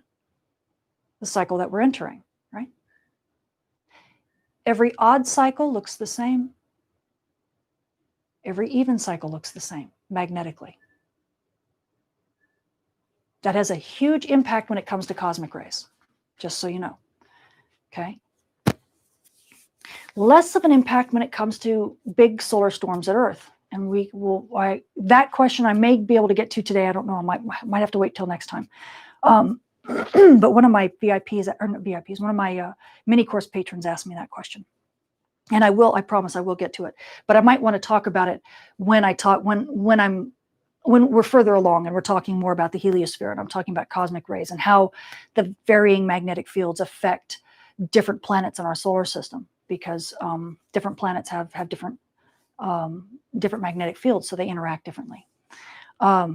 But it is very interesting. So keep in mind that anytime you want to know, at least in a nutshell, the basics, what a cycle will look like, first ask, is it an even cycle or an odd cycle? If it's an even cycle, then look at the previous even cycle and you'll know. If it's an odd cycle, look at the previous odd cycle and you'll know. Okay, so that, like a little nice rule of thumb to kind of let you know that there is a periodicity that then you can kind of bank on. Now you may not be able to bank on how active the sun was, right? The modulation of that solar activity will be different, right? So don't expect that, oh, this was an active, the last odd cycle was a big active cycle and we had this many sunspots and this many, no. You can't count on that, but you can count on the magnetic polarity and what the polarity was going to look like. Okay. So that's will help you if you're trying to think, okay, well, wait, what cycle, this next cycle, which way are things going to point? And what are the sunspots going to look like? What's their magnetic polarity going to look like? First, just ask, is it even or an odd cycle? And then look at the previous cycle that was like that, and you'll get the answer. So here's Hale's law in action in a butterfly diagram. Okay, so the same kind of idea, but this time in a butterfly diagram. So here's a butterfly diagram, and if sorry, there are holes in it. I probably could have picked up a better one, but I chose this image mainly because I like the fact that it was colored. It was colored according to polarity, and it also shows you something else, and I'll show you in a minute what it is. So here is from essentially probably 1950, all the way to 2015 or 10 or 15. Okay, with some holes. Sorry about that, but it's not completely filled in. And then here's latitude going up on the vertical axis, right? You start at the equator, you go up, in this case, up to 50 degrees in the north and down to 50 degrees in the south. And here are the polarities, right? Showing, in this case, with the blue is positive leading polarity. Okay, that's an outward leading polarity. And the red are negative leading polarity. That's an inward leading polarity. So meaning the sunspot the leading polarity of the sunspot in this case, and here on this cycle, was pointing outward. Okay, in that previous picture, that's probably yellow. Okay, so it was like yellow leading, blue trailing. And here it shows blue leading, yellow trailing. Okay, that's what, sorry, the colors are kind of messed up, but that's what they probably would have done.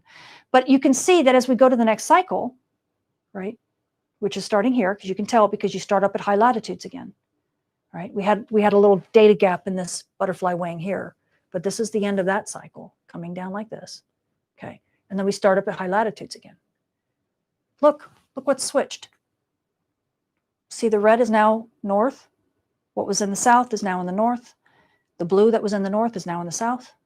And so we've switched our leading polarities of these sunspots, okay? And again, we go down to the end of that cycle. I get my hands in the right place, right? Down to the ends of that cycle. And go up to the next cycle. Look what's switched. We're back. Blue's back on top. See how this cycle looks similar to this cycle, right? Polarity-wise. Mainly blue, mainly red. Skip a cycle, and we're back to it. Mainly blue, mainly red, right? So you can see that even in the butterfly diagram. Okay, and that will just keep going, boom, boom, boom, boom, boom. So the butterfly wings switch colors every 11 years-ish, give or take an ish. Now, here's the fun part, okay? We have a lot of blue in the red. We have a lot of red in the blue. Does that kind of indicate that maybe Hale's law is being violated just a little bit? Yeah, yeah. We get that. We get that quite a bit. As a matter of fact, it's actually, the violations are quite frequent, believe it or not. And we'll talk a little bit about that shortly. But I wanted to show you that, yes, it's not perfect, right? These laws are not perfect. And just like before, we talked about the sun, holds on to its mysteries with its solar dynamo because we can only see so far into the convection zone. But the sunspots and other manifestations on the solar surface, or even out in space weather in space, these manifestations hint at what those mysteries are, hint at the solution to those mysteries, right? And we'll see that these, by paying attention to how Hale's law is violated and what it means, gives us new insight into other aspects of the solar dynamo that may be causing this.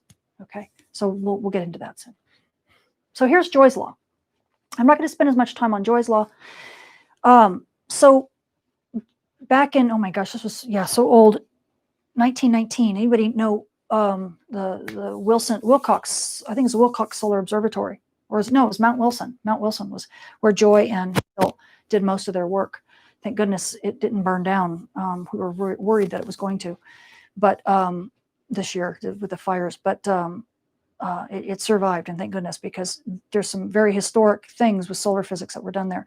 So Joy's law is similar to Hale's law in the sense that it's talking about sunspots and how they evolve over time in a single solar cycle. But what it talks about is basically a tilt direction. That if you have a leading spot and a trailing spot, here's a leading spot, here's a trailing spot, that there's typically a tilt in off of the equator. If this is the horizontal direction or the east-west direction, there's a tilt angle that is often incurred. And that tilt angle is actually higher if the sunspot is at higher latitudes. So if you're at high latitudes, that tilt angle is very high. If you're at low latitudes, that tilt angle is pretty low. And you can think about that, that makes sense. If you're talking about those magnetic field lines being squished and squished and squished and squished, right, down by the meridional flow, as you can squish them really fast and push them down really fast at high latitudes because they're not very squished. But as you get closer to the equator, they're getting more and more squished. It's getting hard to squish them, getting hard to squish them more. So if you see a sunspot, it's coming out from that toroidal field that's being made, right? It's popping out of that toroidal field. At high latitudes, that toroidal field is probably tilted quite a bit. But as you get down to the equator, it's squishing. That tilt is not quite so high. So the tilt direction may be directly related to that toroidal field, right? The toroidal field being squished down toward the equator.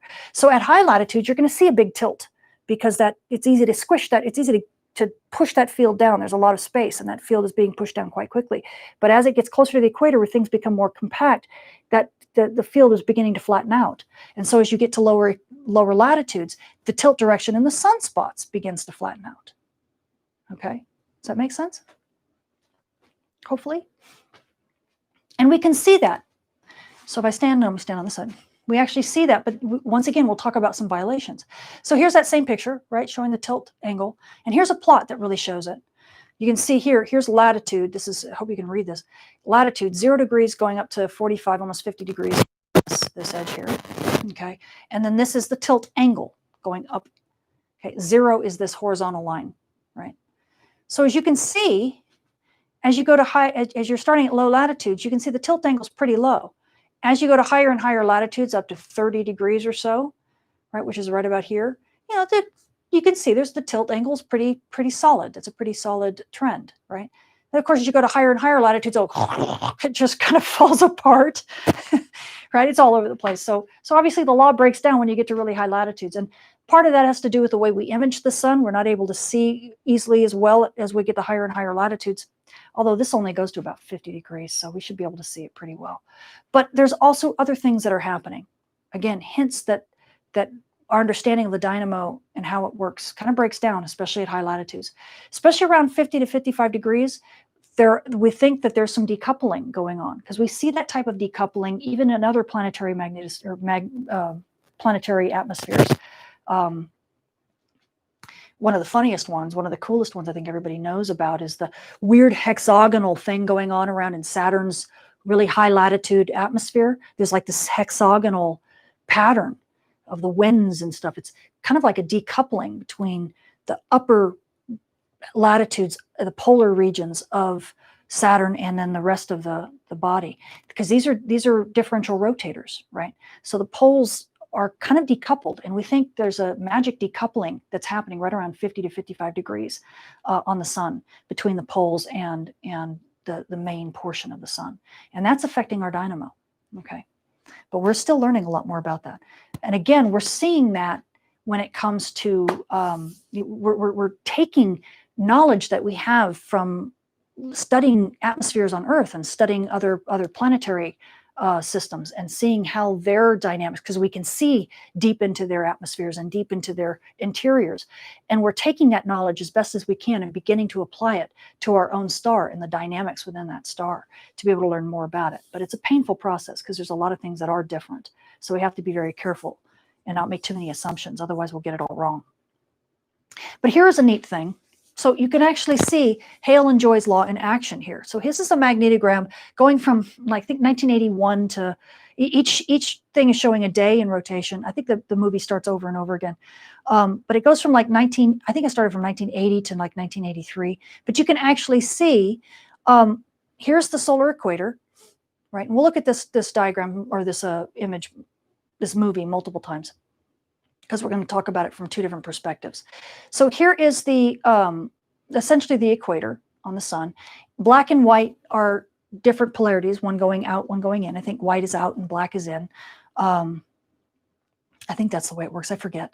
And then you've got the circles around the leading and trailing spot regions that are connected to one another. Okay, and you can see those circles kind of show Joy's law. Pretty much the ones at higher latitudes have a higher tilt. The ones near the equator have very little tilt. Okay, and you can see both that Joy's law in action, and you can see Hale's law in action, because down in the south the leading spots are black compared to, with a trailing spot of white. The leading spots in the north are white with a trailing spot of black. And yeah, I think it just reset.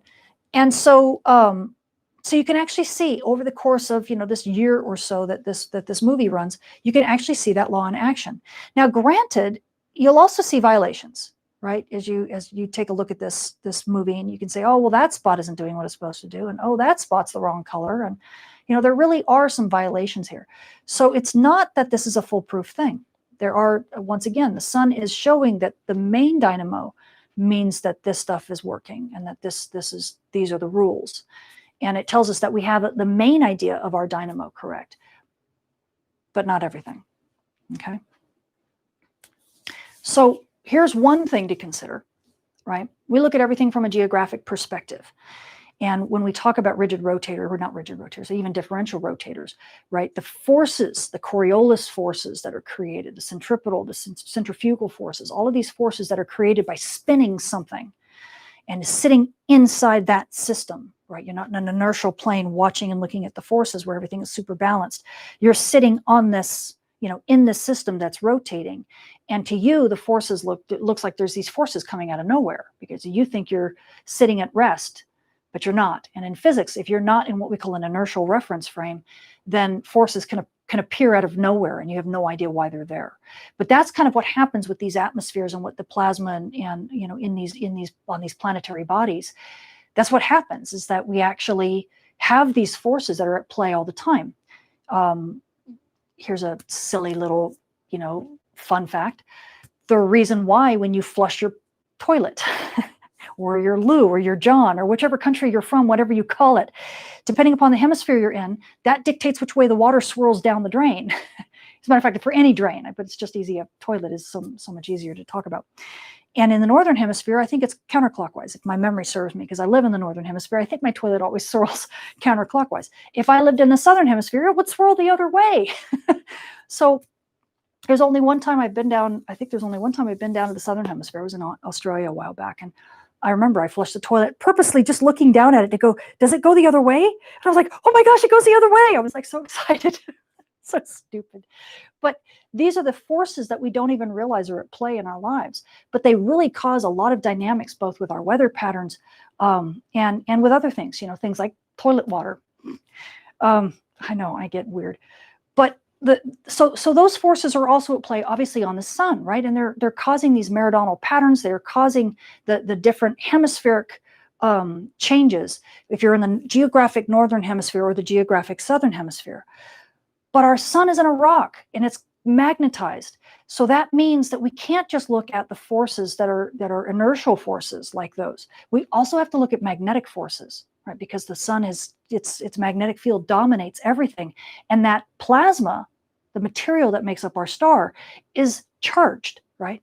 It's not a gas, it's not neutral. So it sees these magnetic and electric fields, which are forces. They create forces. So we can't just look at the geographic stuff like we do here on Earth and look at those, wind patterns and things like that. We actually have to look at how the magnetic field affects them. So here's the first thing to consider, that to lay on top of the understanding that we have already with the geographic or the inertial forces that we see, is that the solar geographic equator is not the same as a magnetic equator, right? We have a geographic, am I pointing the right direction? No, of course not. We have a geographic equator, and we know, for example, Hale's polarity law works with that geographic equator, that if you have in this case, they're showing, I know this is a really bad description here, but you have cycle A, and then you have cycle A plus 1. Okay, it's just, one cycle, then the next cycle. It's a silly way of saying it. It's a mathematical way of saying it, but and in this case, you have a northward leading and a southward trailing spot. That's this polarity that you see in the northern hemisphere. Obviously, in the southern hemisphere, right, you have a southward leading and a northward trailing. Oops, if I get my hand in the right place. If you see me limping, I injured my foot a little while ago, so it's still healing. So my phone just buzzed. So is somebody trying to talk to me? No, I'm okay.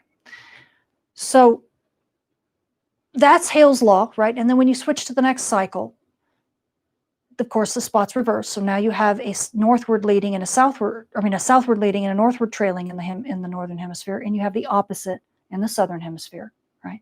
And it's separated by the geographic equator. But what about the magnetic equator? Does it look like a straight line? Well, that depends upon where you are in the solar cycle. Here, these are what we call Carrington. Let me stand on this side. Here are what we call Carrington diagrams, okay? And we have, in this case, I know there's lots of dates here, but some of them are Carrington labels, Carrington diagram labels, so you'll get confused. But this is on the inside of the diagram, and this inner column is where you see the dates, okay, the years. 1976 is this one. If I can get my hand in the right place, that's this first one up here, okay? 1977, 78, 79, all the way down to 1996. And then we start at 1996 up here, and then we draw down to 2009, okay? So we're covering multiple cycles. What you see on the outside labels, those are the Carrington diagram label. Don't get those confused for years, because it kind of looks like years, but it's not, they're not. We're not looking at, 1643 or something. So here in 1976, we were near solar minimum. How do I know that? Because this Carrington diagram is actually it's showing the magnetic field. Okay, these were actually measurements of the magnetic field, the overall global magnetic field. And what you see, this big, thick black line that goes across the center in this first panel, the big, thick black line, that is the magnetic equator of the sun. Above it, in the northern hemisphere, you see light, like a white color with some contours. And below it, in the southern hemisphere, you see gray. Okay, whoops, I'm my hand in the right place. See the gray here beneath that magnetic equator, right? And then above it, you see white. Okay, that's the northern hemisphere. Okay, and so that magnetic equator basically separates the two hemispheres, separates the northern part from the southern part magnetically. Okay, and it's pretty flat, little bumps and wiggles. Yeah, okay. But as we move towards solar maximum, you see why I oftentimes call the sun a lava lamp? Does anybody begin to understand why I start calling it a lava lamp? Is because when you get to solar maximum, for example, look at 1980, sorry, this one. Do you see the bubbles? Do you see the islands, right? It's kind of like a lava lamp. A lava lamp, when it's off, it's nice and quiet. You got the thick stuff down at the bottom, you got the light oil at the top, but then when you turn the light on and it heats up, it begins to bubble and undulate, and then you get these little bubbles of and islands of stuff kind of just undulating. Kind of looks like this, doesn't it? Right? And that's what happens magnetically, is that our sun suddenly, as it's changing, as it's reconfiguring, okay, and its polarity, its magnetic field is, its poloidal field is changing to toroidal field, and its toroidal field is changing back, and it's kind of reconfiguring, and it's switching its dipole field. This is what it looks like. We get what we call a multipolar sun, and you get these islands. Okay, where's the magnetic equator of the sun? You'd be hard pressed to find it, right? Not a geographic equator at all. And of course, as you then cool down, right, you've now are switching magnetic polarities and your dipole field is reforming, you're going to get a very smooth dipole field again. And once you get to solar minimum, your dipole field is reformed and you're back to a very smooth thing. Now your polarity, the magnetic polarity has switched now. You've reformed your magnetic field and now you get a nice equator. Once again, see that magnetic equator, but now the dark is on the top, is in the northern hemisphere, and the white is on the southern hemisphere. See that? So your magnetic polarity has switched from what you saw in 1976 to what you see in 1986. Okay? So that is what the magnetic field does on the surface, what it looks like, at least on the surface of the sun.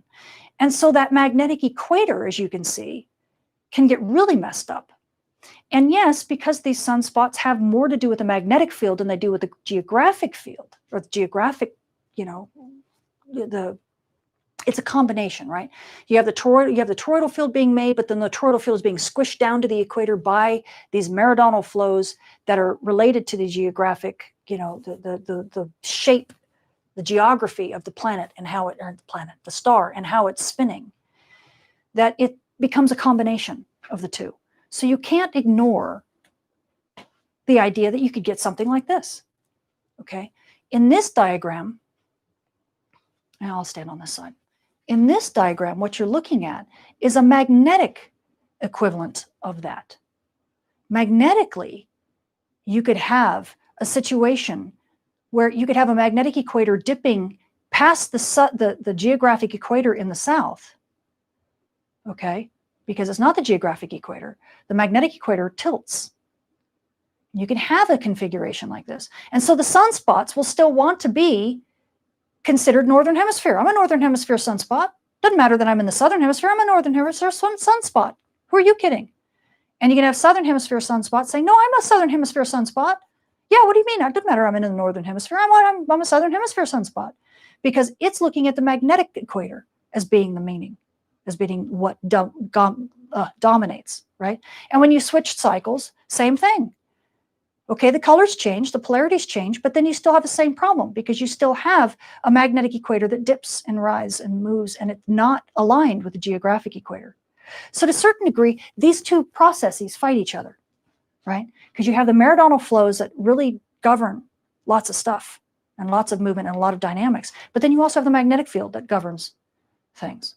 And the magnetic field doesn't care what the geographic position is. It only cares about its magnetic polarity and what it's doing.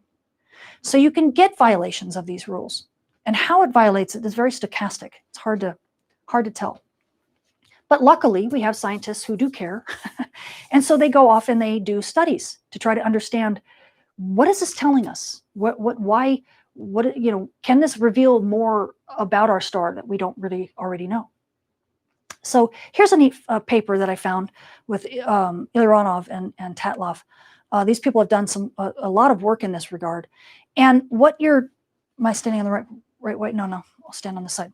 And what they've done in this particular graph, in this particular paper, talking about Joy's law, okay, and violations of Joy's law, what they found is that if they looked at the sunspot area, meaning the size of the sunspot. Now remember, the size of the sunspot dictates how much magnetic field sticks out, okay? So what they're looking at in this case is, and how should I say that? Magnetic field sticks out. That also means, I want to be careful, possibly how deep, the larger the flux bundle is of a sunspot sticking out, the potential deeper well of magnetic field it's drawing from. So that may mean field lines that are even deeper into our into the convection zone, right, where the deep part of that toroidal field is being built up. You get a big sunspot and it's really connected deep into the heart of our star, whereas maybe smaller sunspots, maybe a little bit more shallow. Okay, so that was kind of the idea. And so when they looked at sunspot area, they were kind of thinking about it from perspectives like this. They noticed that as the area went up, okay, and MSH, I forget what this is, what MSH is. I can't remember at the moment, but it's an area, obviously a unit of area. I don't remember if it was mega something. I forget. I apologize.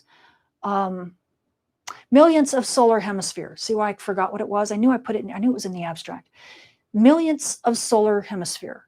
So if you have a solar hemisphere and you're talking about how much of that, how many million bits are in there, how many millionths of that, you break it up into a million pieces, how big are the sunspots? How many millionths of that hemisphere are you taking up? This is like parts per million, right? It's kind of the same idea. So millionths of solar hemisphere, that's the area that we're using. And as that goes up, you're obviously going to larger sunspot area. So the larger the sunspot looks on the solar disk. Okay, but notice this, and then here's the fraction of oriented bipoles. So as you go up in area, you have a particular trend. And then at a certain area size, at a certain size of bipole, of these two little leading and trailing spot and their tilts, it changes. There's like a break. See how you have a different trend with the blue line and with the red line? The larger ones follow one kind of trend, but at a certain area, a certain sunspot size, things break. And there's a lot more violations, okay? So what they found out by looking at it this way, they found out that the orientation of the small bipoles, the sunspots of small size, had a much higher incidence of violation of Joy's law than the bigger ones. So the bigger ones tended to obey Joy's law, and the smaller ones tended to violate it. So putting that in context with what we're thinking about is that the bigger sunspots, which are really deeply connected to the heart of the solar dynamo, those are the ones that obey. But the ones at the surface, maybe not so much. Okay.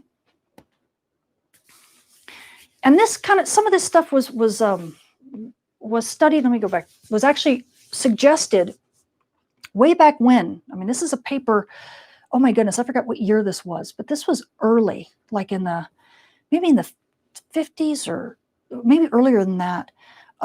This is Gleisberg remember Gleisberg? Have you guys ever heard of the Gleisberg cycle? Yes, this is the same author. And this diagram, it says a new approach to the butterfly diagram of sunspots. And the reason why this was accepted, or not accepted, why this whole concept was approached was because they realized that, if the magnetic field orders sunspots, and yet we're looking at everything from just a flat geographic perspective, then maybe that's explaining why there's this massive spread. And they didn't really understand at the time how might be a better way to look at it. But I pulled this diagram out of the paper, mainly to illustrate how interesting, how big of a spread there really is. So here is this. This is part of the classic butterfly diagram, and it's being drawn in a slightly different way than you're used to, because they're not really showing the sunspots themselves. What they're showing is a trend, okay? And what we're looking at on the bottom axis is years, the number of years from a start date, okay? So it goes from 1 to, in this case, 9 or almost 10 years, okay? And then here is latitude. So we're looking at only one butterfly wing, okay? From 0 degrees up to, in this case, it looks like 32 or maybe 33 degrees at the top. What you see here is at the beginning of the solar cycle, you're seeing this trend line. This is an average, okay, of where the sunspots are. And these lines, that's the spread. In other words, that's kind of like an error bar, right? And look at how massive the spread is. You've got a massive amount of spread. So you're supposed to start, Hale's law says you start at high latitude, or not, the meridional circulation idea says you start at high latitudes and you move down to the equator over time. But my goodness, look, you don't always have to be sunspots don't at the early part of the cycle don't all have to start at the high latitudes. Look at all the ones that started at the lower latitudes, right? And at solar maximum, you could have them at any latitude. Anybody want to know why, or want to give a gander as to why you can have sunspots at both low latitudes and high latitudes at solar maximum? Do you remember the lava lamp of the magnetic field? Where's the magnetic equator? It's like doesn't even exist, right? We have these islands of magnetic stuff. So where does a sunspot think it is? How do you define a magnetic latitude at solar maximum? You can find a geographic latitude because you know where the equator is, right? That's 0 degrees. But where's magnetic 0 degrees at solar maximum? There really isn't one. And so the spread of sunspots is the whole gamut, right? And then you can see as we get down to solar minimum that those error bars come back in, right? It gets smaller again. So it was recognized early on that we didn't have the whole picture, even when we looked at things and we're creating things like the butterfly diagram. And it was argued, maybe there's a better approach to this. Of course, they never really were able, at the time, they didn't have the instrumentation, and telescopes were all ground-based. We didn't really have the ability to look at all the things that we can now to kind of peer into that solar dynamo. So we're much better able to answer that question now, although I don't think we're ready yet to revise the butterfly diagram. It'll be a really cool thing when we do, but at that point, hopefully we'll have a much better understanding of our solar dynamo.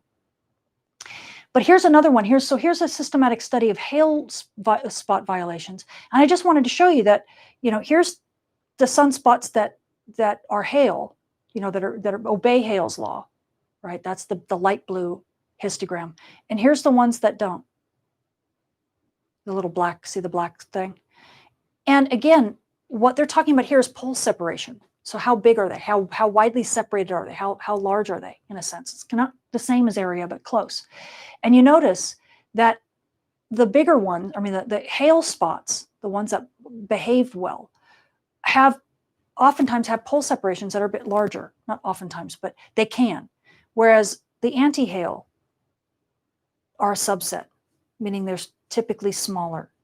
Their separations are typically smaller than the others. Now, granted, you can have lots of Hale that are small, but that still obey the law. But the ones that don't are typically smaller. You can say that they are a subset. So we see that a lot. And we see that again here in Joy's law. Here's another thing of Joy's law, where you can see area, once again. You can see that as you go from in this plot, you see from, and I think this was from the same paper as the one I just quoted, you see from the area in what was that, millionths of solar hemispheres going up this way. And here's the tilt angle. We're actually this time looking at the tilt angle. You can see that anything, the distribution, darker blue obviously means more. The distribution starting at about this area, everything kind of begins to fold in and have a very, very clear range of tilts, right? But anything shy of that, which I start right about here, notice it begins to really spread out. The distribution spreads out quite a bit, and you can have a tilt angle that's 90 degrees or minus 90 degrees or 0 and everything in between. Okay, basically the law falls apart. Joy's law falls apart for small bipoles. So that's telling us something. It's telling us something about what's going on. Our understanding of the fundamentals of the solar dynamo are working for the deep dynamo, but maybe not for the shallow. Something's going on in the shallow dynamo, or in the shallow regions. And so the most recent stuff has been showing us that, and I'm going to stand on this side, that really what we need to be looking at is the multiple dynamos on different scales. Okay, so we have our deep dynamo. So if I look at, like, I guess I'll show, should I show this first? Yeah, let me show this first. So if we look at the sun as a whole, right, we have the core, we've kind of cut, this is a cut open of it. You have the core, you have the radiative zone that we don't know what's going on. And then we have the convective zone, right? And we know the convective zone, we know how it works. We have these giant cells, and we have the meridional flow that brings stuff down to the equators. We have small convective cells that I gotta get my hand in the right place. Small convective cells that are also circulating this way. Well, I shouldn't say small. These what they call giant cells circulating this way, as well as having the meridional flow that covers the entire hemisphere, right? Going up and down, and then the other way in the southern hemisphere, right? And that all drives the toroidal field down. And that's the main dynamo that we know. That's what drives the omega effect and the alpha effect, right? But what we're finding is that we may actually even have smaller cells right at the surface. Smaller cells are actually contributing to to things that end up violating Joy and Hale's law. And how we've done that is we've started looking at magnetic field models, because we have the computation power now to be able to do this. And if we look at these convection cells on different scale sizes, we have low scale size, big convective cells, low scale size, medium size, and then much finer stuff.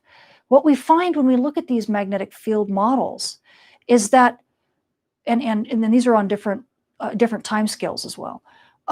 We find that we get these really big rotation patterns, these big convection patterns. Okay, these big convection cells at deep layers. So if I'm cutting through the convection zone, remember we can't see into the core, right? So this semicircle is showing the convection zone. Okay, and we're not seeing into the radiative zone or into the core here in this semicircle. Okay, that's the radiative zone and into the core. We can't see that. So in this semicircle of this convection zone, this is a cross-sectional cut through it. What we're sampling here is deep at the base of the convection zone. This is where we feel like a lot of our big stuff, the type of dynamo that we're used to seeing is happening. But we have finer scales as we go, like this one. There's a medium scale as we go slightly higher into the convection zone. See here, it's not quite so deep. Okay, whoops, hang on, if I can get my hand here. See where that red is? It's not quite so deep. And then we get even finer scales. The really fine scale stuff is happening right at the surface of that convection zone. If I get my hand in the right place again. See where the red is here? It's just barely scraping. Ugh, come on, hand. Get in the right place. Barely scraping the surface. Do you see that? So deep, medium, shallow. And so we're beginning to see that, wait a minute, we can't just look at the alpha and the omega effect. There are multiple dynamos occurring. And no wonder the small bipoles are the ones that violate it. They're seeing and being buffeted around by these smaller surface layer convections, these surface local, small, much smaller scale dynamos. Whereas the bigger sunspots, they're connected deep in the convection zone, right? I want to say radiative zone, stay in the convection zone, Tam.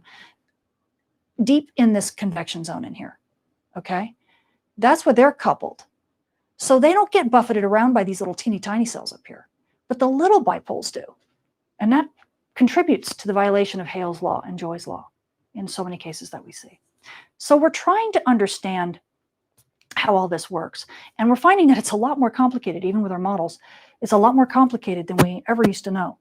So a lot of activity is going to, a lot of our understanding of the solar dynamo is going to change here easily over the next decade as we begin to apply more of these concepts and start looking at how weather patterns on different planetary bodies, especially things like on Jupiter, for example, how that can be applied to our understanding of our own star.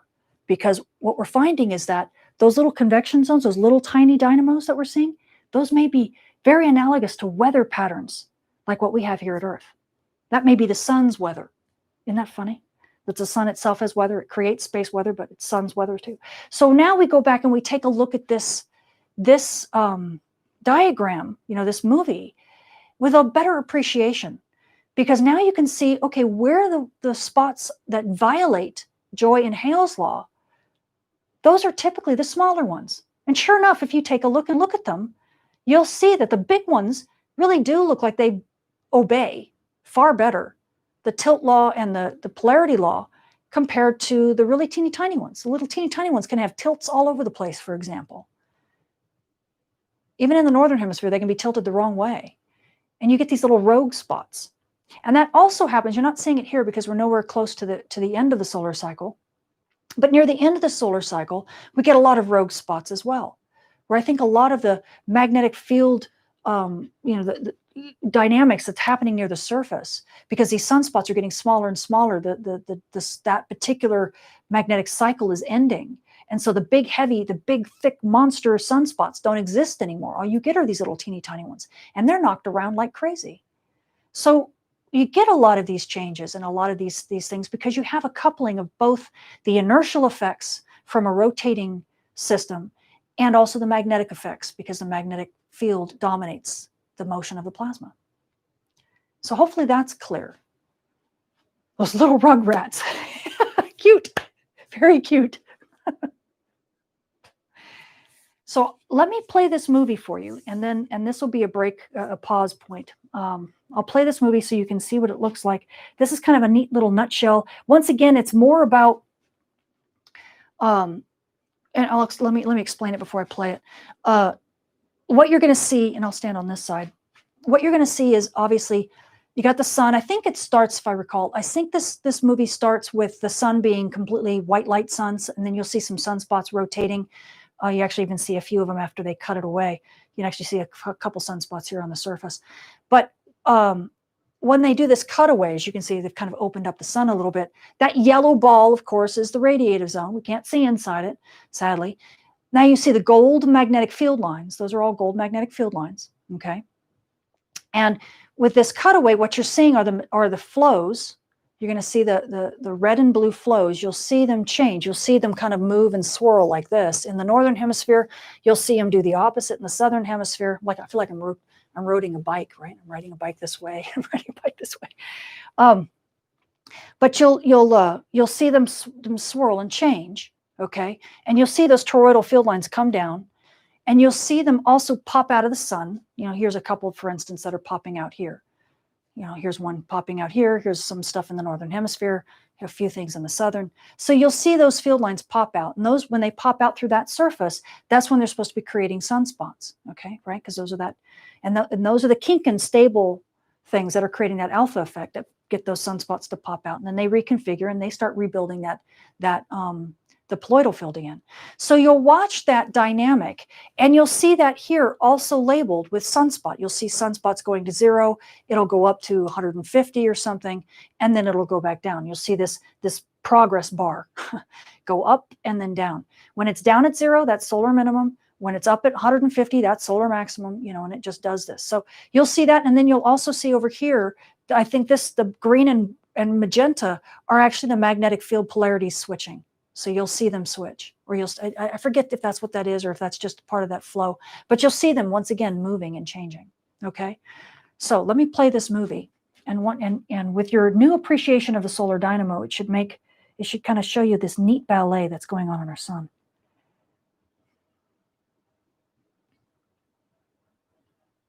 Yeah, see, it starts with a white light sun. So let me get this out of the way, and I'll stand out of the way so you can see it. Actually, I'll stand on this side, out of the way. So now it's opening it up, and there's our progress bar, right? You see how that field is being pushed down toward the equator, okay? Both in the north and the south. You see those, the blue, all the field lines that are threading the blue, and then all the field lines that are threading the red regions. You see them, how they're moving, and the meridional flow is recycling. And in the north, it's going in one direction. In the south, it's going in the opposite direction. And you can watch the sunspot cycle literally go up and down, depending upon how the magnetic field is evolving. Now, granted, they're not showing all of the magnetic field lines, so you don't really get to see the squeeze. I wish they had shown that squeeze a lot better than they show it. They show it to some degree, but you know, it's a choice what magnetic field lines they show you. And I don't think they chose. I think they wanted to use the red and the blue, and then the pink and the purple to show the magnetic field. I'll play it one more time so you guys can see Maybe I'll play it one more time. Can you rewind? Oh, I don't want you to rewind like that. Don't rewind slowly, just all the way. Okay, do it again. So if you paid attention to the red and the blue on one side, now you can take a look at the magenta and green on the other side, so you can see how the magnetic field evolves. So you can see how it pushes to the equator. Yeah, it's the magenta and green that's actually showing how the magnetic field is being pushed to the equator. See how those field lines are being pushed to the equator? And then they are, and once the magenta lines push to the equator, then you'll see green showing up at the poles. That's the new solar cycle. The green takes over, and then they're being pushed down to the equator. And once they merge at the equator, you'll see the purple lines again up at the high latitudes, and then they squeeze down. These are the solar cycles. Okay. So now you can put all that together, and you can finally see. So when you see a very complicated movie like this, you actually know what you're looking at. That is, in a nutshell, our solar dynamo. Now, on top of that, of course, apply all the little mini dynamo stuff at the very surface that's not even being captured here. And then that kind of messes up the whole equation and adds the little, stochastic variations that we see. Not stochastic, they're probably very well ordered, but they're stochastic to us because we don't understand the process quite that well yet. But that adds that little variation that gets all of these, someone called them little rugrats, the ones that actually violate the Joy and Hales law, and create a lot of the neat variations that we see in our star. And with that, let me see where we are in our process here. How far are we on this? Are you up? Okay. Let's see, where are we? Because I'll pause here and take a break. Okay, we are at slide 23. Oh my goodness. We're at slide 23, and I was just going to start getting into the solar activity cycle, and I probably will do a little bit of it, maybe up to, yeah, I probably won't get into the beginning of solar cycle 25 today. What I might continue doing is just get up to some of the solar activity cycle aspects that modulate why some activity cycles are small and some activity cycles are large. But that's, I could get that far today before, we pause for next time. But that's only if you guys want me to. Do you guys want me to continue, or is everybody tired? You guys got to tell me. Let's see. Bad time to be colorblind. Oh gosh, I'm so sorry. I didn't think about that. Right, the magenta and the blue-red. They're both horrible colors. That's right. The magenta and the green probably look terrible, and the blue and the red look terrible. Oh, that needs to be redone. I'll see if I can redo it in colorblind friendly colors, because that's a really good movie.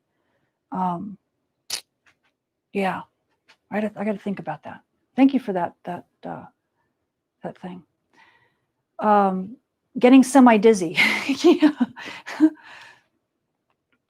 Sorry, too much information. Am I making you guys drink from a fire hose? I hope not.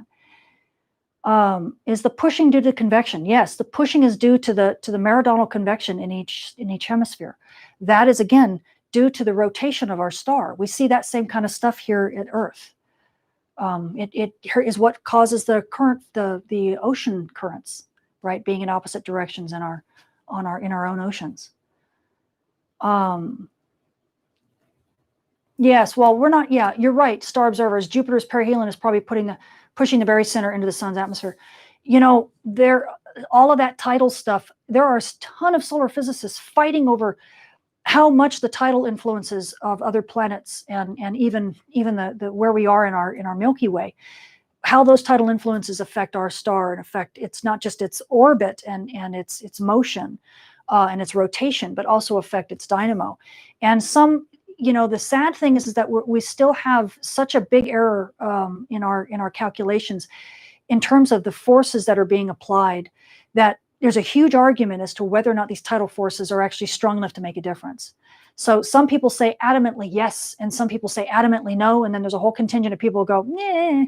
because we just don't know yet, because our models aren't good enough yet. And sadly, that's how mainstream science works, right? Unless you can quantify something rigorously and have it be repeatable, mainstream science won't push forward on it, because there's a lot more low-hanging fruit that the scientists can pick and they'll get funding for, rather than try to push the fringe of science in that regard, even if it seems like it's plausible, because they won't get funding, right? So that's sadly how mainstream science functions. And until we're able to push that envelope past some of these quantitative limitations that we have, we're probably not going to get further in that debate. Do I believe tidal influences affect things? Absolutely. Why wouldn't it? Gravity is everywhere. And so sure, there's an effect. I just don't feel that we have any confidence of how much an effect it is and exactly in what way. If we don't know how much it's affecting, then it's hard to know what behavior it's going to modify in the solar interior.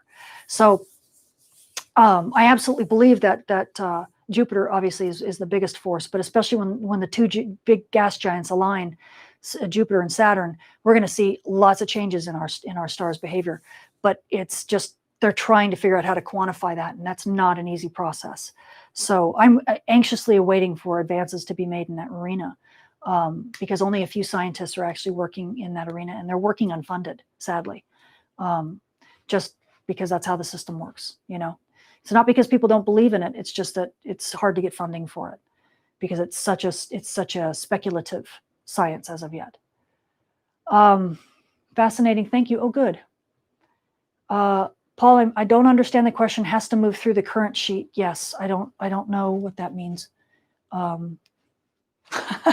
Chris, thank you. Christopher McGraw. I'll be here as long as you aren't getting too tired. Well, my voice gets tired first, and actually my foot might get a little tired just because it's a little sore because it's still healing.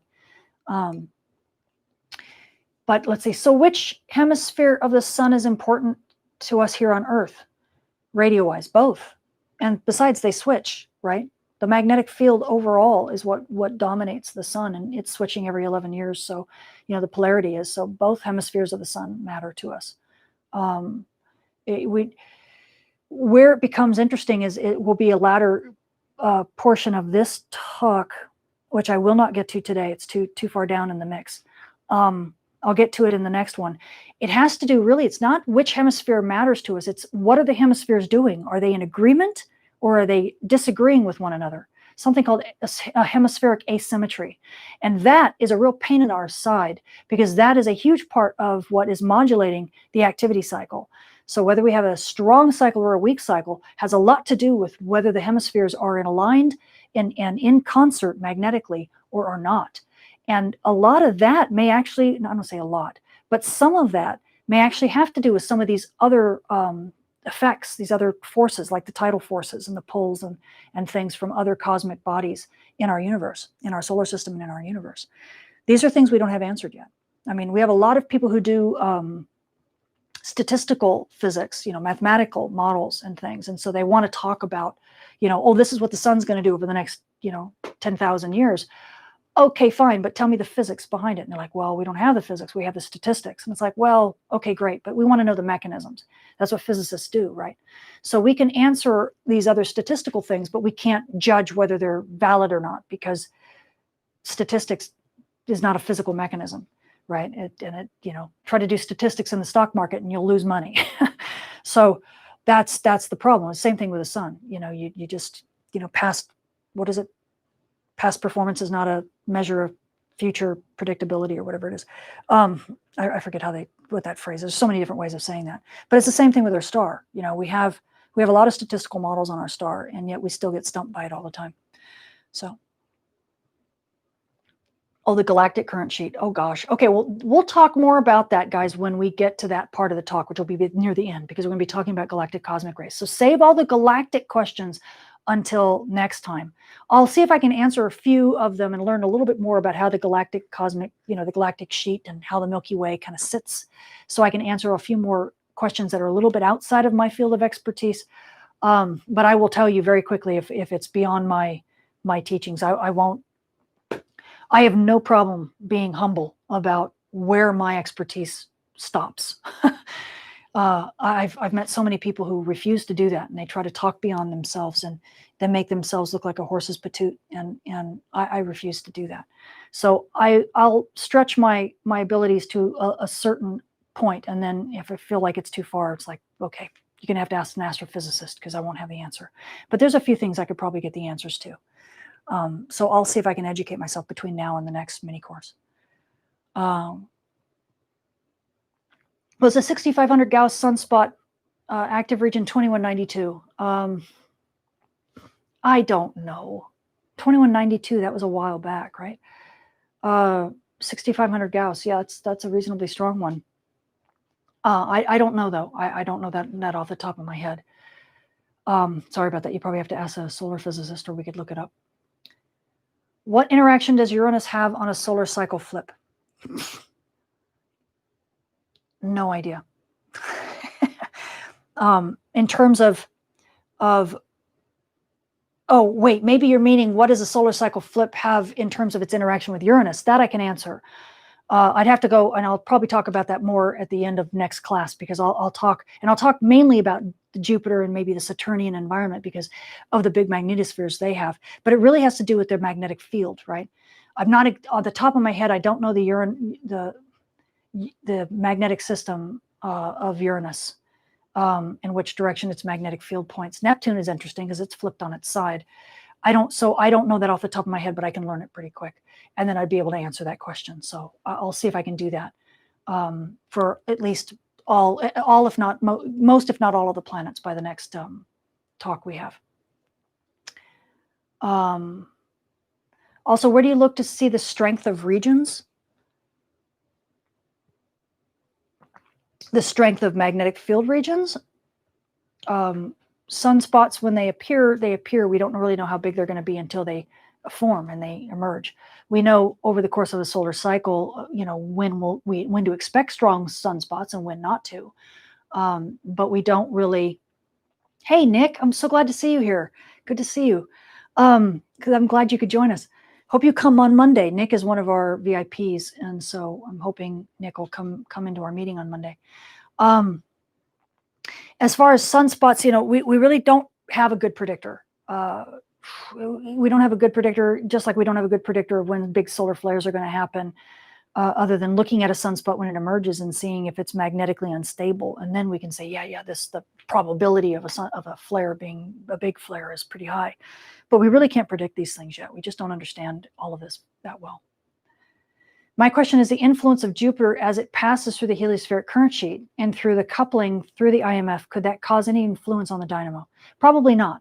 The reason why I say that is because a magnetic field, by the time it gets out into the solar wind, it's so weak that any coupling back to the sun isn't even going to notice it. I would think Jupiter's gravity would have a bigger effect on the solar dynamo than any coupling through the heliospheric current sheet and back into the magnetic field. Plus the fact that when you get that far out and the solar wind is supersonic, the way you communicate along magnetic field lines is something called Alfvén waves. And Alfvén waves have a speed that is dictated by the density of the plasma. And the plasma in the solar wind is such that it's low enough that the speed of Alfvén waves, the travel speed of Alfvén waves, is not that fast. So the solar wind has continued to expand outward. The Alfvén waves really have a hard time getting back to the sun to communicate anything in a relevant fashion, because the solar wind is expanding so much more rapidly, especially when you get out to near Jupiter. So there's a lot of argument as to whether or not you even have magnetic coupling from that perspective, the communication from that perspective, once you have scale sizes that are that large and that are expanding that rapidly. We have a lot of that argument when it comes to coronal mass ejections as well. These big solar storms are so massive, we're not even sure whether or not Alfvén waves communicate well throughout the structure as it continues to move out in the heliosphere. So I seriously doubt that there'd be a lot of magnetic, interactivity back at the sun, because of the fact that any significant interaction would be coupled through waves along the magnetic field lines, and that's just not with an exploding solar wind that's got escape velocity, right? It's just not going to happen easily, because that solar wind is supersonic, really supersonic by that time. Okay, Have I studied Carlos Freitas' work? A little bit, not very much. I don't think I have any of his work in here, though. I'm going to be talking about a couple people, but not particularly his work. I'd be curious what paper you mean. So if you can, put it in the chat, and I'll take a look at it later. The shoe shine guy in the police squad. Okay, well, never mind. The Carrington event. I am not talking about the Carrington event in this talk. It's not. It's too far out of the frame, out of the realm of this particular subject. I do talk about it a little bit in I believe in one of my CME courses, because we talked about that, and I talk about it a little bit in the solar flare as well, because it had both a coronal mass ejection and a solar flare. It's most known for the solar flare, but its impacts are known simply because it had a big coronal mass ejection that was associated with it. And when I talk about some of the events, like the 1972 event that Dolores Knipp published back in 2018, I bring that subject up, and that was a Carrington event as well. So I do talk about it, but you probably have to go back to my CME courses. That's probably the best place to look to find it. Let's see. Okay. Oh, good. I'm so glad. Thanks, Paul. I appreciate that you think the class is good. Now I'm smarter. I learned there is more. It's more complicated. Now I feel smart. Now I am smarter. That's great. Okay, good. There's just so much to learn. I know. And that's the thing. I mean, these subjects can go on forever. So I want to make sure that people aren't feeling overwhelmed. So what I'll do is I'll go in a little bit further, because I'm feeling my voice being tired today, and I'm feeling my feet today. So I won't go too much further, but I will get down to where we start talking about why activity cycles change, and why, because I know a lot of people really want to know that. So if you want to stick around for that, great. If not, don't worry. I'll start the next class reviewing some of that information. So people who miss it in this class can get it in the next class as well. Okay. So let's talk a little bit about our breathing heliosphere, which is, the title track to this album. If you're a musician, you understand what that means. What you're looking at, so I'm standing, I should stand on this side. What you're looking at in this image, in 1996 through 2006, this is actually SOHO, because this was before SDO was launched. So believe it or not, those are not SDO images. This is essentially 304 angstroms of light on. So it's also the red sun in SDO as well, but it's the red sun here in SOHO. But what you're looking at is essentially the progress of a solar cycle, okay, from 1996, I don't know if you can read the numbers, all the way through 2006, okay? And as you can see, in 1996, the sun really had no sunspots, very, very little. If I can, get my hand in the right place. Sorry about that. You can see that the sun really had no sunspots. And in this case, sunspots look bright. They look like bright regions. So what we call active regions, often called bright regions. Okay, so the sun is very, very quiet. In 1997, you can see a few more bright regions, okay, pretty much mostly at high latitudes. And then in 1998, the sun begins to light up like a Christmas tree. Everything you're seeing both in the south and in the north at high latitudes. 1999, now we're really getting very strong bands of brightness. You're seeing lots of dark regions too that are filaments. They're kind of like these little worms that look like on the surface of the planet, or the surface of the sun. Or really, sorry, this is the chromosphere, so it's a transition region from the surface to the solar atmosphere. And so again, then in 2000, once again, the northern and the southern hemisphere, you see the bright bands. 2001 was when we were at solar maximum. So this is really where you're getting basically the most activity, but also where the solar dipole is basically gone. Okay, we call it a multipolar sun, and there's just tons of we have about 8 coronal mass ejections being launched from the sun a day during this period. Okay, then you get to the declining phase. You start seeing still things are you still see two clear bands, but if you notice, they're not nearly as separated as they were earlier in the cycle. See how far apart the bands were? The bright band on the north and the bright band in the south. Notice as you get to 2002 and 2003, the bands are a lot closer together, aren't they? That's that torque field going squish, right? 2004, activity is really beginning to slow down and everything is almost completely equatorial. 2005, a lot less bright regions. You have still a lot of filaments, but a lot less bright regions. And then 2006, we're getting to solar minimum. We're back to very, very quiet conditions. And so that is a solar cycle, right? And so you can imagine sunspot numbers of solar minimum are basically zero. If not, sunspot numbers near solar maximum are going to be massive because everywhere you see a bright region is likely a sunspot, okay? And so if we flip to this plot, you can imagine every 11 years, you get this peak in activity where here is from 1975 down on this line, or down at the beginning here, all the way to about 2006, as you go all the way across. Here is, in this case, what we've got labeled is solar irradiance, okay? We're not looking at sunspot number, but believe it or not, sunspot number is not the only way you can actually tell how active our star is. There's lots of different ways, and that's why I've actually got this plot showing over top. Notice that there's a bunch of lines here, right? You've got a red line, a blue line, a green line, and a yellow line, if you can see the yellow craziness all the way across. The daily irradiance of the sun is this yellow line that is just all over the map, okay?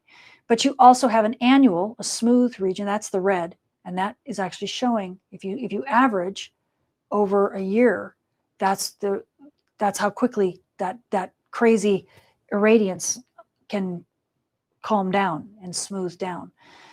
Of course, in our solar irradiance, we're not showing much of a spread here from 1365 watts per square meter to 1367, only 2 watts per square meter difference, right? So that's why the daily variance is so crazy.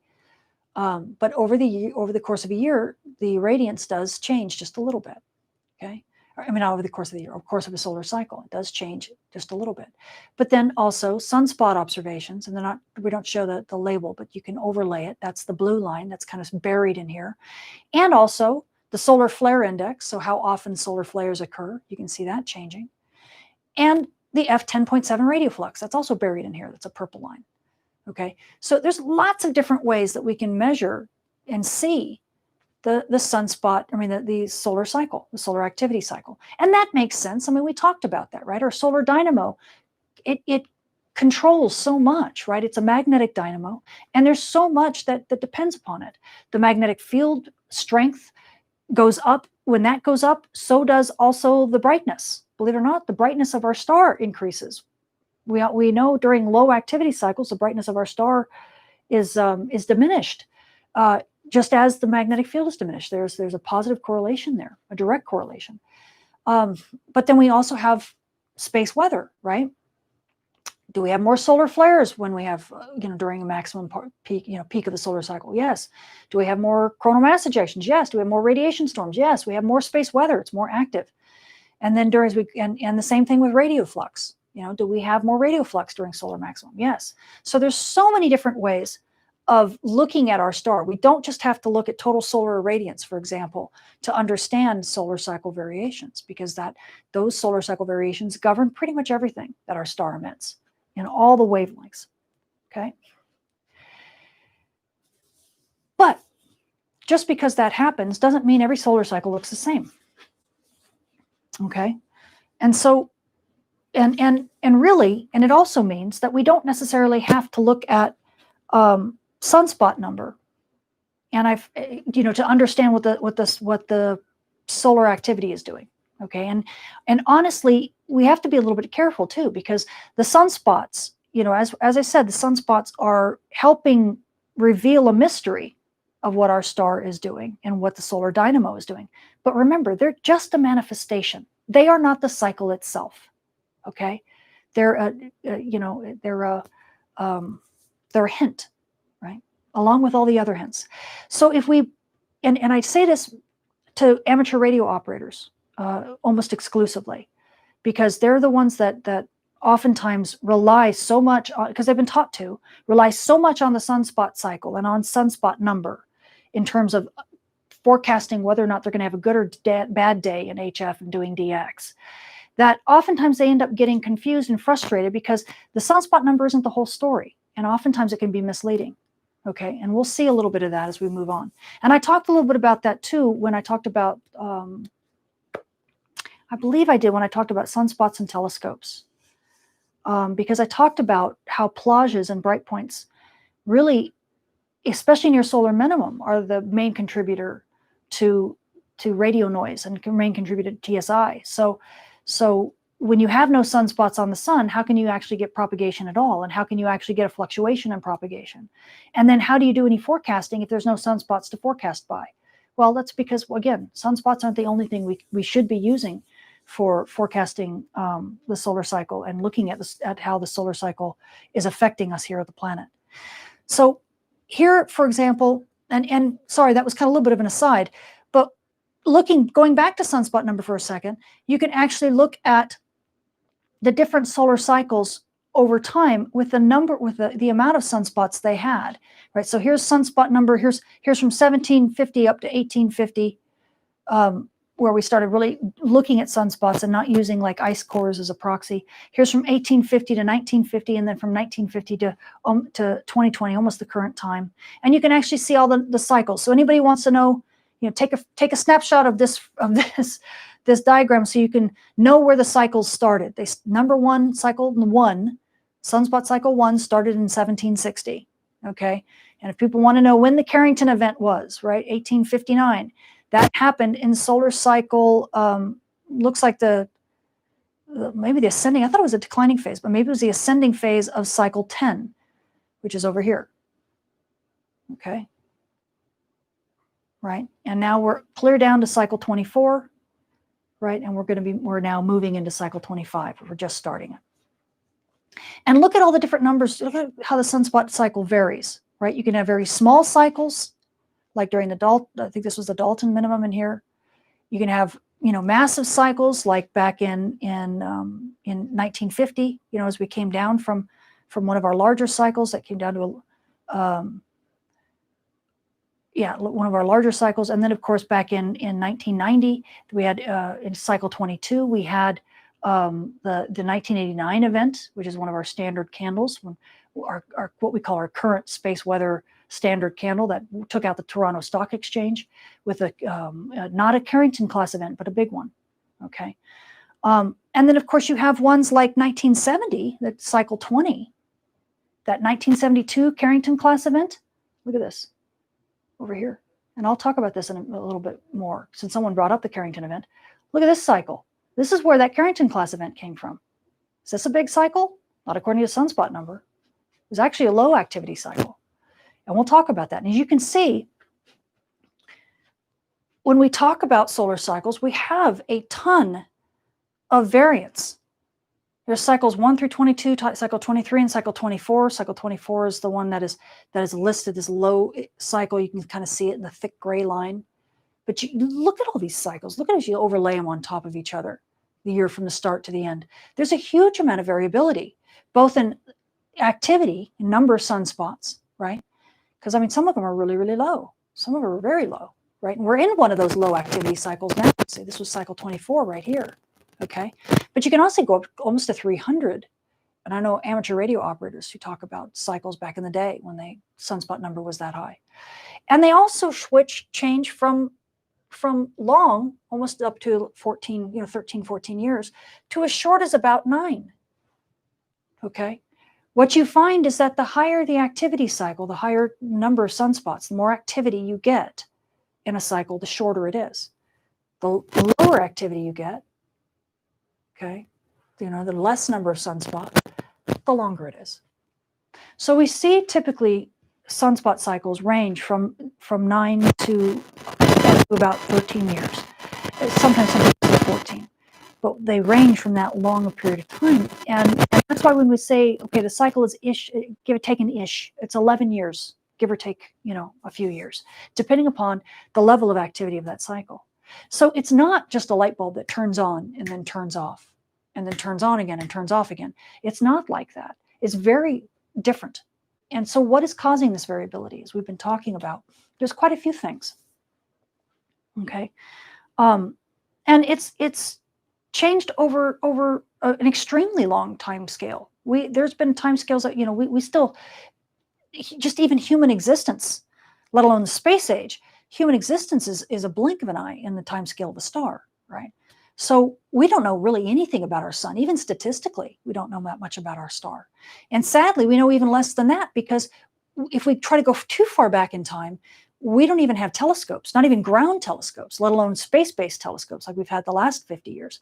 We have to go back to look at geological records like ice cores and to try to check and see what the isotopes are of chemical compounds based on cosmic rays penetrating our Earth, you know, down into our atmosphere and down into the ground, into the ice, and being frozen there and locked in that ice, to be able to do forensics analysis and then kind of use these as proxies for how much activity our star had. And you'll see in the second lecture when I talk about it next time, and I talk about the influence of our breathing heliosphere on how cosmic rays penetrate Earth, or penetrate our atmosphere and get down to the ground, you'll see that solar activity really does modulate that. So we can actually look at the signatures that cosmic ray penetration has left in our ice cores at Earth and in other areas, to then try to back out that solar activity. The sad thing, though, is that, of course, it's not a direct measurement. And as such, that means that, you know, there's a lot more error, right? So, for example, if we look at 400 years of sunspot observations, we can take sunspot observations back to, you know, the early 1600s or so, long before we had telescopes, right? We started having telescopes around 17, you know, where we started actually looking. I mean, we had telescopes before that, but we didn't have the ability to like really look at sunspots and really start measuring them and taking quantitative measurements until about the early 1750s. Okay, that's actually where we start seeing. What? Hold on, Jerry's saying something. But that's where we started seeing. We started really getting static noise on audio. Is it bad? Is it loud? Hopefully, let me turn it off and then turn it back on.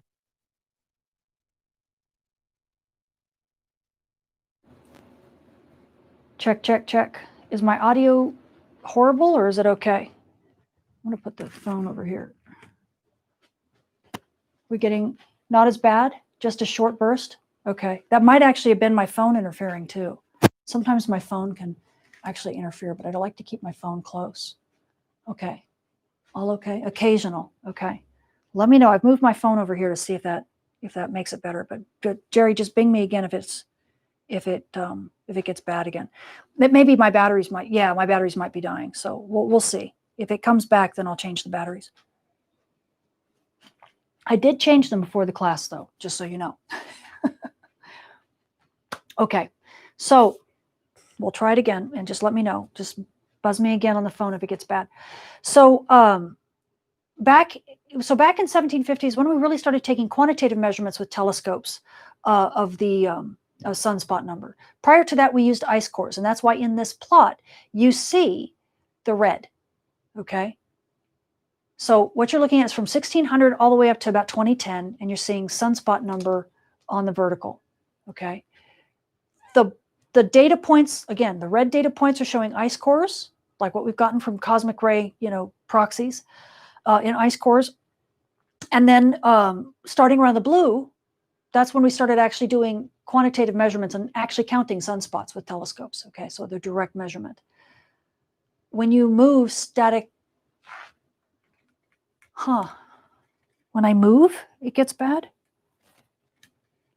What is my battery pack doing? Let me move the battery pack. Let's see. I'll see if that helps. So when we, okay, where was I? Oh, so the black line, if you see the black line here, right here, okay, we go down to zero essentially during what was called the Maunder minimum, right? This is when sunspots disappeared, and it disappeared for about 70 years, okay? Now you guys all now know what sunspots are, right? They're a magnetic field that gets kink unstable, and it goes with the alpha effect and pops out of the surface of the sun. Well, in order for those kinks to rise to the surface of the sun, they have to, just like a submarine, they have to float. They have to be buoyant, okay? The only way the magnetic field can be more buoyant than the ocean around it, right, than this light ocean around it, is if the magnetic field is strong, because then it can push out that all the light bubbles, the flux, and displace it, right? It has to be kind of like a, like just like anything, like even in the ocean, right? You have to displace the water, and the water has got to be able to push you up. So you have to be magnetically buoyant, and the only way to do that is to become strong, be a strong, magnetic field that can push out that water. And then that allows you to rise up to the top, and you can break the surface. Well, if the magnetic field on the sun isn't strong for whatever reason, then maybe those magnetic bubbles, those magnetic kinks, were still happening underneath the surface, but they weren't buoyant enough to pop through the surface. So they didn't create, the magnetic submarines never broke the surface. They always hung out underneath the surface. And if they hang out underneath the surface, then Old Soul has many kinks. That's cute. I love it. That's why it's so hot. No, I'm kidding. Okay, stop. Sorry. I am married to a comedian, so I can play. I can play improv. So the sunspots can't break through, or can't create sunspots. The magnetic field submarines can't break the surface and create these sunspots. So if you don't have that, that doesn't mean that the dynamo died. It just means there's no manifestation of the dynamo on the surface, right? Remember, those sunspots are just a hint at what's actually going on underneath the surface. So if you look at it from that point of view, then maybe that grand solar minimum isn't quite so scary, because it's not about the sun dying. Our dynamo isn't dying. It's just during this Maunder period, the solar minimum was so low that the sunspots, all that process was still happening. You still had your toroidal field, you still had your alpha and omega effect, you still had the magnetic kinks and the magnetic loops trying to break to the surface. They just couldn't break the surface. So there was no surface indication that this dynamo was ongoing and that the cycles were continuing. You just didn't see it because the minimum was so low. Okay, but then of course eventually things start happening again. Right, basically what happens is that the hemispheres get back into concert. They stop fighting each other, and they get back into agreement, and that causes the sun's magnetic field to be stronger. And suddenly, we have strong enough magnetic field to have sunspots again. Right, the sunspots are buoyant enough to break through the surface again, and once again, we have the visual reminder of the sunspot cycle. Right, that the solar dynamo has been ongoing and always was and always will. So that's what you're seeing here with this Maunder minimum and the sunspot number going basically to zero, okay, during this long period, this extended period of time. Multiple solar cycles happened during this period. We just didn't see physical evidence of them. In fact, people of the day said that they thought that sunspots, they had heard of sunspots, but they thought they were a myth because in their lifetimes they had never seen it. Pretty funny, huh? So eventually the sunspots started coming out again. And though you can see the sunspot cycle going up and down, up and down, up and down in these, in the blue, the average sunspot number is being traced in the black line, okay? And you can see it's not flat, right? It's not just a horizontal line. There's a lot of variability in there, okay? And this Maunder minimum was just simply part of the variability. In this area, we call this a grand solar minimum. Up in here, we call this a grand solar maximum, okay? We've been coming out of a grand solar maximum, going back into a grand solar minimum, which is where we are now. We are in. Welcome to the grand solar minimum, guys. Is it the end of the world? Is it the end of our star? No, of course not. In this case, it's not even a deep solar minimum as this one was. This was a bigger solar minimum because there was no sunspots. Here, all we get is just lower activity cycles, which is typical, as you know, by this, right? Look how the variability of our star, right? Look at the cycles can be 300 sunspots or, very few sunspots. This is more typical. Grand solar minimums are when you have sunspot cycles that are like this. Grand solar maximums are when you have sunspot cycles like this, right? And as you'll see, grand solar minimums are when our magnetic, the hemisphere, the northern and the southern hemisphere are not in sync. They're not in phase. They're out of phase with one another. And grand solar maximums are when the solar hemispheres magnetically are in phase with each other. So they're not in agreement, they're out of phase, and they destructively interfere with one another. They're in phase, and they constructively interfere with one another. That's it. That's the magic. It's really not as complicated, not as scary as people think. It's very complicated. Don't get me wrong, but it's not as scary as you might think it is. Okay, and it's not representative of a dying solar dynamo, which I keep hearing people talk about, and it just drives me nuts. Like, guys, no. Okay, even in my bullet points here, we say other competing cycles cause deviations from 11 years and modulate the strength of the cycle over the longer term. That's really what's happening, is you're just modulating the strength of the solar cycle. Okay, and there's been a ton of studies on this, and we'll get to them in just a minute. Hopefully my mic is still working now. There was a click. Oh, somebody else. Oh, good. A mental click. Hopefully not a mic click. Hopefully you mean a mental click. Hilarious. Okay. Could it have been caused by moving away from the great detractor toward the great attractor? I don't know. I don't know what that again is an area of fringe science that really, let us just understand our star first. It's harder to if we don't understand the internal workings of our star, then it's harder to try to say how its behavior is being affected by something outside it. Why do sunspots appear brighter on the limbs? Oh, okay. Metallic hydrogen play a role in this observation anomaly? That's an excellent question. I have no idea. The reason why I know that we have a limb brightening effect, it's known very, very well, is because as you just like anything, any sphere, as you rotate to the limb, you're actually looking over an optically thick region. You're looking over a lot of different longitudes that appear on the limb, because you're looking edge on. So it's kind of like it's the same thing as here on Earth, for example. When you look up through the atmosphere at zenith, you're looking through less atmosphere than if you look across the low in the sky in the horizon. You're looking through a lot more atmosphere. It's much more of it. So things become optically, you can see more of it. Things become brighter. So if you have a sunspot that is on the limb and it's spread over all longitudes, or you have multiple regions that are nearby, you're kind of adding all of that together because you're staring kind of across the atmosphere of the sun instead of just the one thin layer as you straight out toward you, for example.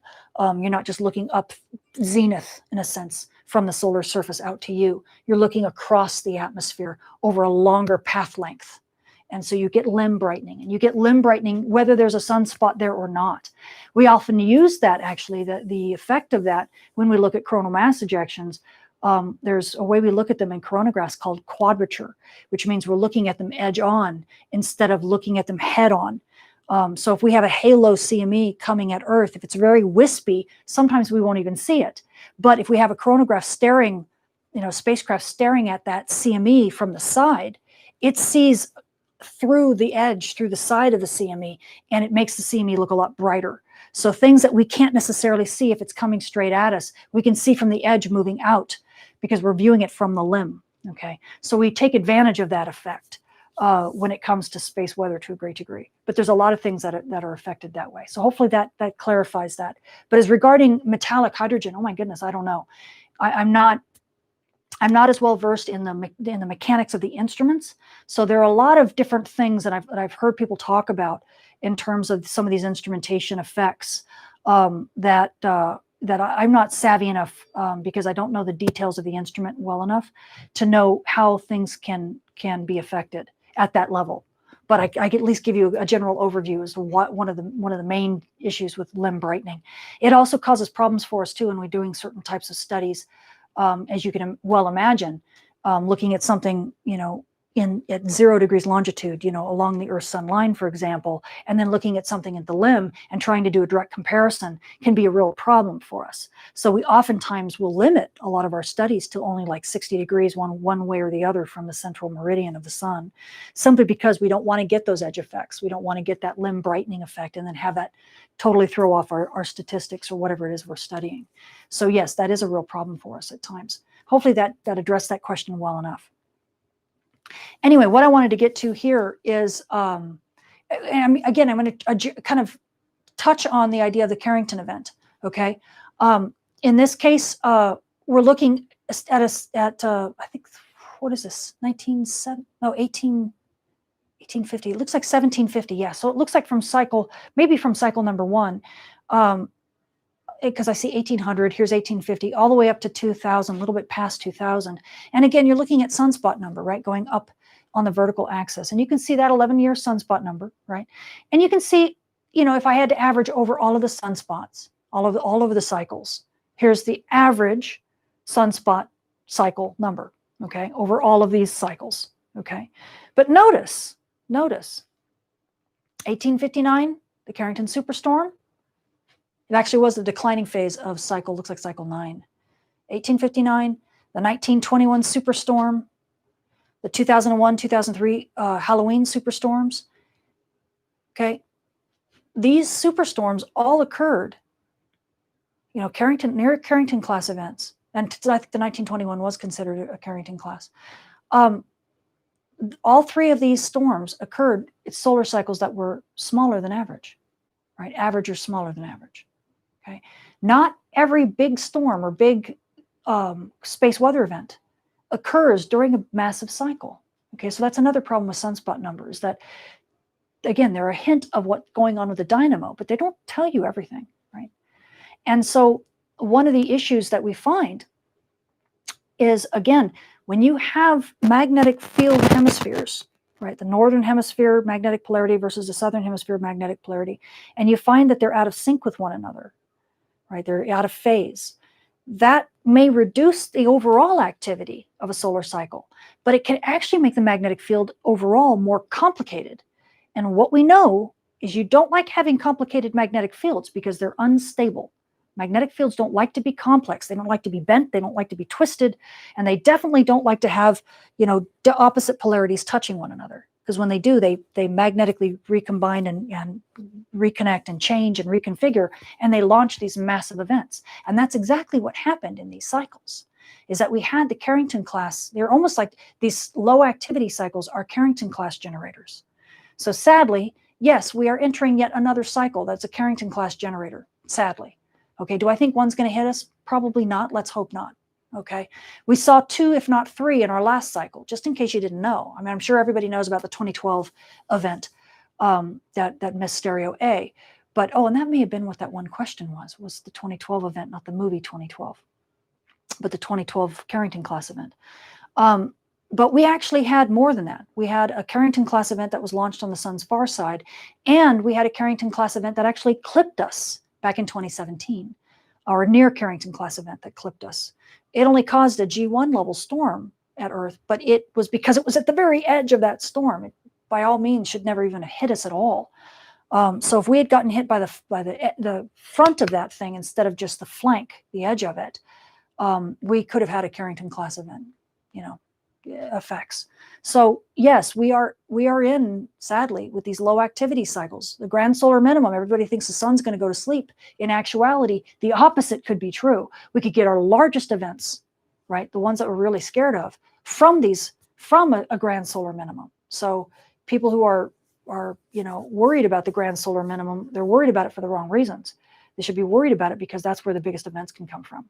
Okay, and for anyone who's not seen an example of what a Carrington class event looks like, here's some ground magnetometers back in back then, back in 1859, and we had these big drums, and you'd have needles that would measure, and the drums would roll because they had paper on them, and the drums would roll, and the needles would, and they'd have these tracks that they would go across, and so you can see people. The scientists had marks along the paper where those tracks were, where they expected those needles to be. And they separated those tracks out based on how far they felt that they needed to safely separate those tracks so the needles would not overwrite each other.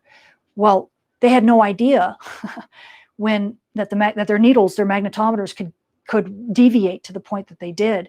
The Carrington class event was so big back in 1859 that, as you can see, here are 2 tracks that are completely overwritten.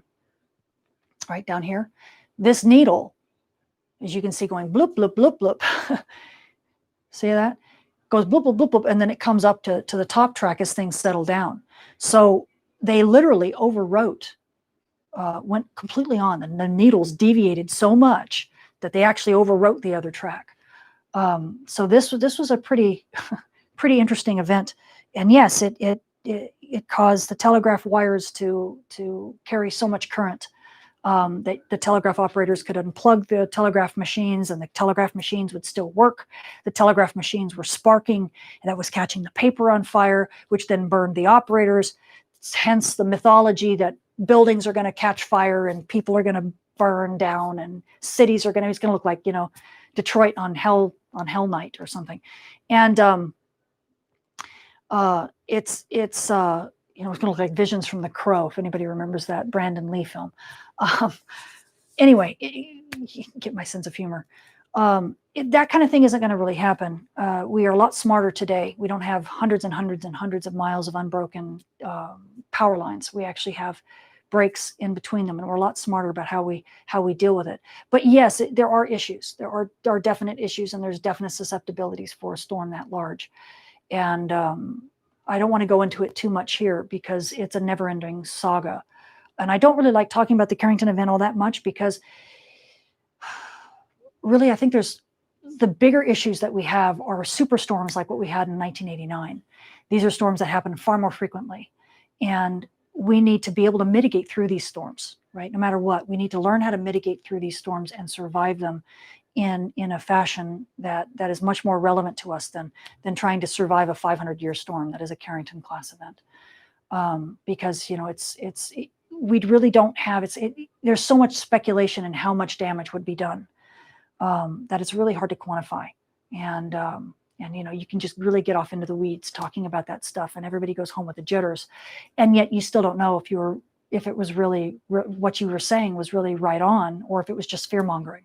So I'd rather talk about the storms that are most likely going to hit us more, which are the large storms, the super storms that, you know, that are a big deal, but we can deal with them. And if we know what we're doing and we can see them coming, and we can talk to the power companies, and we can talk to the FAA, and we can talk to amateur radio operators, and we can get space weather on broadcast television, then people can help out, right?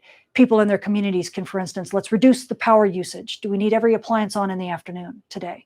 So we don't have to worry about rolling blackouts. We just reduce our power consumption because we've got this global storm that's coming, and it's going to be over in a couple days and we'll be fine. But let's just help out the power companies, for example, in the interim, so that they don't have to worry about rolling blackouts or have catastrophic failures in their systems.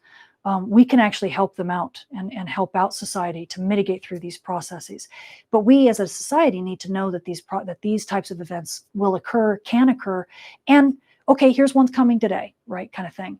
And so this is what we need to do, right? It's just like preparing for a hurricane, you know, or a cyclone or a typhoon. You live through them, you mitigate through them, you operate through them, but you operate smartly, right? You prepare and you operate smartly. So that's the whole point of having space weather on the national news, right? And why we really need to, as a 21st century, you know, as modern meteorology, why we need to do that.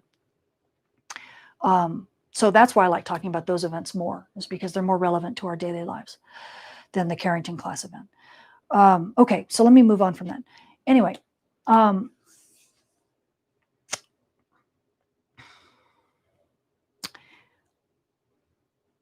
I think I pretty much, the reason I'm pausing here is because we talked about this. Now I'm talking about sunspot area. Whoops, I just got a whole bunch of beeps on my phone. No, we're fine. We talked a lot about sunspot area, and I don't know if I want to belabor it with this particular plot. I'll just mention it. One of the reasons why I'd put it in here in thinking about this was that I was going to talk about sunspot area, and to show you that you may not even realize that even sunspot area has not just sunspot number, but the sunspot area. That's what you're seeing here. So you're seeing the typical butterfly diagram. It's, you know, you guys know all about butterfly diagrams now, but you also have sunspot area. That also is telling us a lot about solar cycles and where solar cycle activity changes and how, and now that you understand it, this is an area that hasn't been exploited very much yet.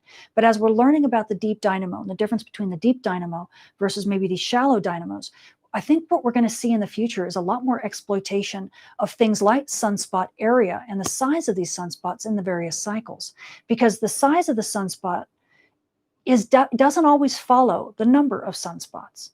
right? So here's one more hint and one more kind of layer of knowledge that we need to exploit as we begin to learn and understand more about our star and why it does what it does over the course of time. And here's what's kind of cool too. With sunspot area, you can see even better than you could with, I think, with sunspot number. You can see the effect of like a grand maximum, and then it's going back down to a grand minimum. Do you guys see that? You see kind of how that effect.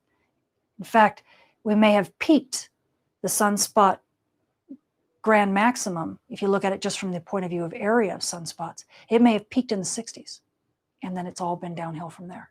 Hard to tell. So it's really just a neat science. It's a very, very rapidly growing science.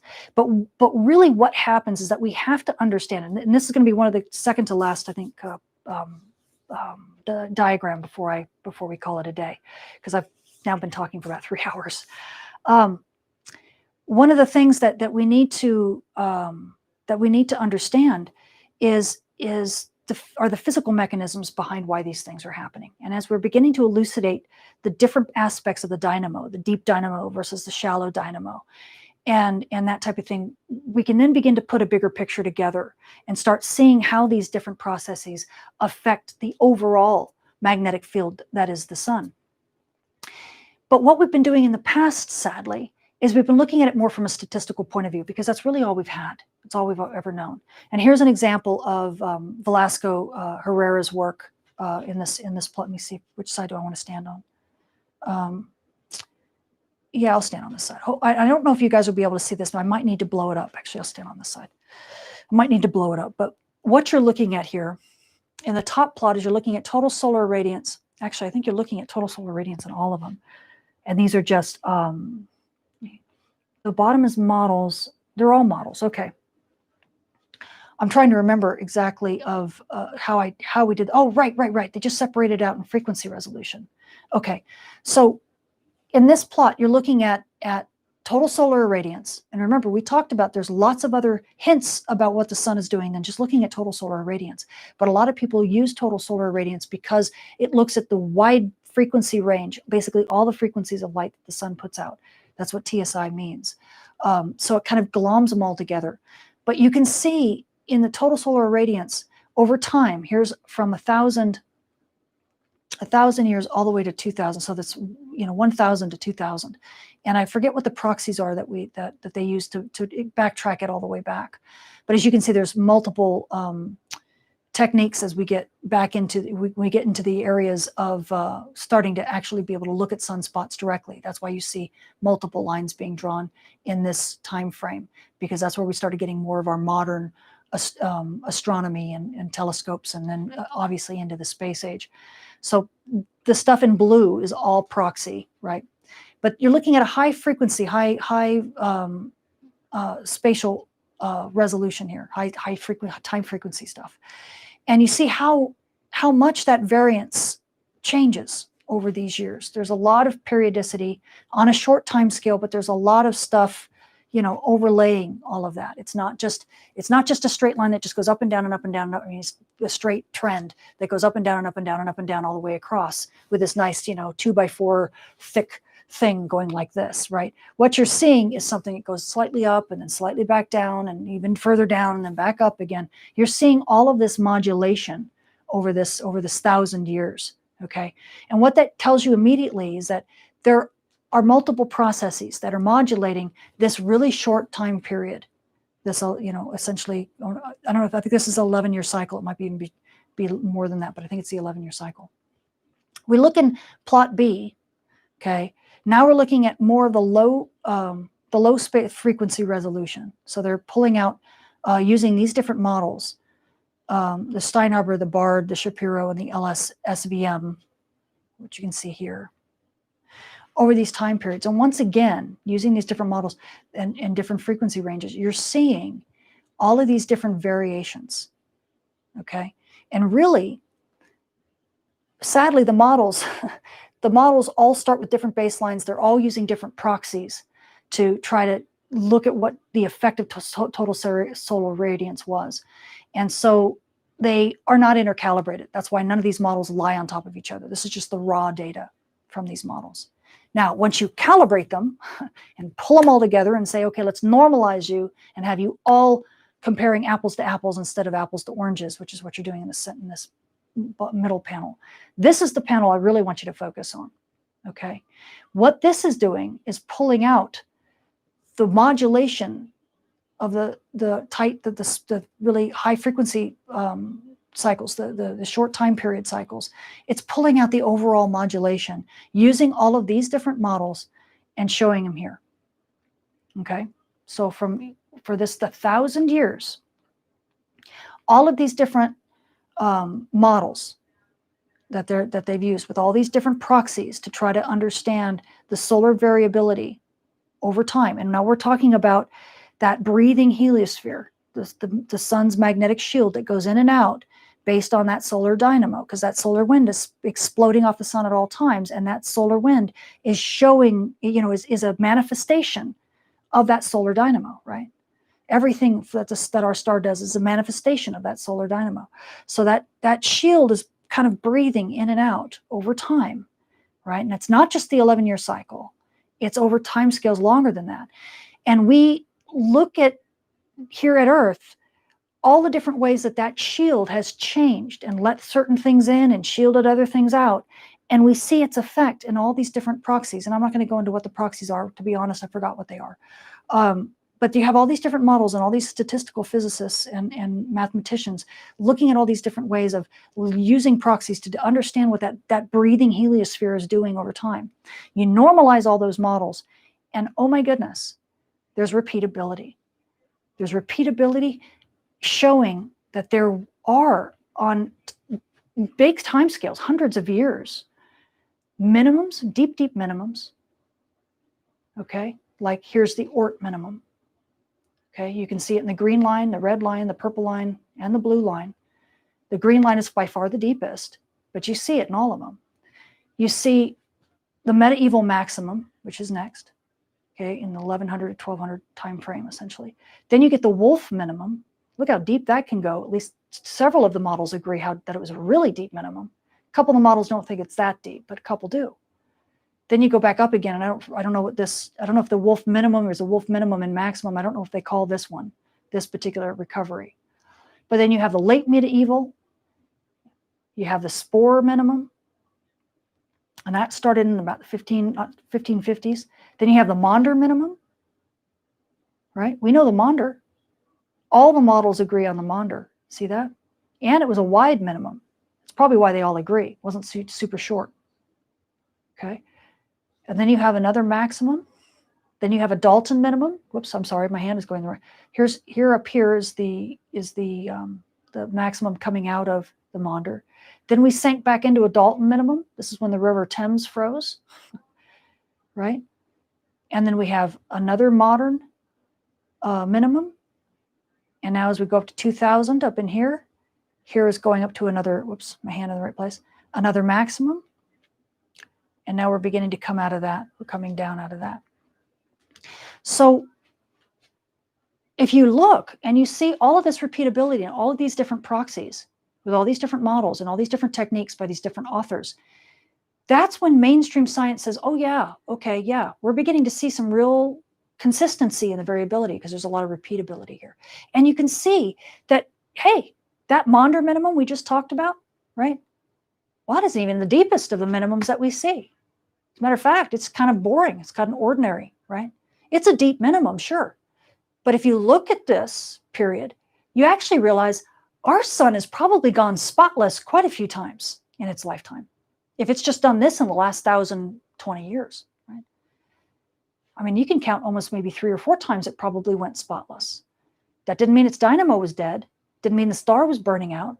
It just was another minimum, and the submarines just weren't buoyant enough to pop through the surface, right? Another reason not to look at sunspots as your only proxy for solar activity, right? They're just a manifestation of the deeper dynamo. So there's all these other processes that are occurring. And so some of you have said, well, what about tidal forces? Well, what about, cosmic forces? What about the galactic sheet? Yeah, that may be where some of this comes in. But we just don't understand our star well enough to know how those particular forces are affecting things. But we are beginning to learn. Here's another analysis that was done. This is a wavelet analysis. I don't know how many of you have ever even heard of wavelet analyses, but they're really neat. Wavelets are neat because it allows you to do very specific types of frequency analysis in a frequency domain to pull out particular frequencies based on the type of phenomena that you're looking at. So wavelets basically are like, if you guys ever do analyses that have, that are frequency analyses, typically you take a frame, a box, and you take a certain time frame or a certain spatial frame, and you bin it. You say from this frequency to this frequency, from this time to this time, and you have a box, and that box moves over time, and you pull out the frequencies that fit in that box. Okay, wavelets are a little bit different because the wavelet isn't just a box, it's actually like a wiggle. You can have a soft wiggle, like just a nice little slope, or you can have a funny little wiggle, and you can change the edges so that they have softer tails. Because oftentimes if you have a box, you can actually accidentally, just from the analysis, you can actually introduce new frequencies that didn't exist. And so wavelets are a way of kind of cleaning that up. But they're also, you have to really know what you're doing. And I had one of my grad student colleagues, she was sat in the office next to mine, and she did tons of wavelet analysis. So I learned by proxy through her. What I learned basically is that I never want to try wavelet analysis, because it's just like, oh my gosh, you have to be so good at what you do in order to do wavelet analysis. But when you do them, they're very, very powerful. So here's an example in that same paper. It's one of the reasons why I liked Velasco's paper, is because they did a good wavelet analysis of the different frequencies, trying to pull out what different timescales were actually acting over this 1,000 years in these different models. And so what you're looking at here, again, you're looking at time in years going across in both of these plots, okay? And here's what, 1,000 to 2 to, is that time? Yeah, time in years to about 20. Why does it go that high? 2,000, that can't go to that 2,100. I wonder why they did that. I think it just, they had to go over, I forget the details of it. But in the vertical axis, what you have is the period. Hopefully you can see this. You probably can't read this. But what you have is the periodicity. So when you do a frequency analysis, what you're trying to do is pull out how often something repeats. What is the period in which it repeats? Okay. And you can see a lot of different bumps. You see one here around, that's the edge that's probably not valid, because it's right at the bottom. But you have something around 200 years. You have something around 128 years. That's this really strong peak. And then you have something down here at about 11 years, 10 or 11 years. Okay. And you can see that going across here. You can see the power where it's red all the way across in that horizontal band. That is a frequency range of 11 years. That's our 11-year solar cycle. Okay. But then you also see power, at least sometimes. You see a little bit of power over here at 64 years for a short period, but it doesn't last all that long. And then you see power here, so that's probably a pseudo cycle. And then you see strong power here at about 128 years. You see that red all the way going across? That corresponds to that very strong peak at 128 years. And then you even see something around 200 years. You see another strong peak. Oops, let me get my hand in the right place. See that deep red right there where my hand is? It's covering it. That's the one at 200 years. Okay, so when they did this analysis using different frequencies and different models, okay, different proxies, they pulled out these different things, and these are just an example of two of them. And you can see they pulled out a lot of the same periodicity.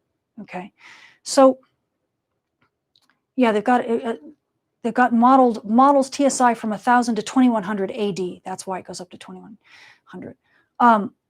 And so it says the wavelets actually are showing a periodicity of 11 years. That's the early one. They had a plus or minus 3 years. 60 years, that was that one that we saw up here, mainly up here, with, again, a plus or minus of 20 years, because you can see it's spread out. And then they kind of lose it. And you can see it down here, same thing.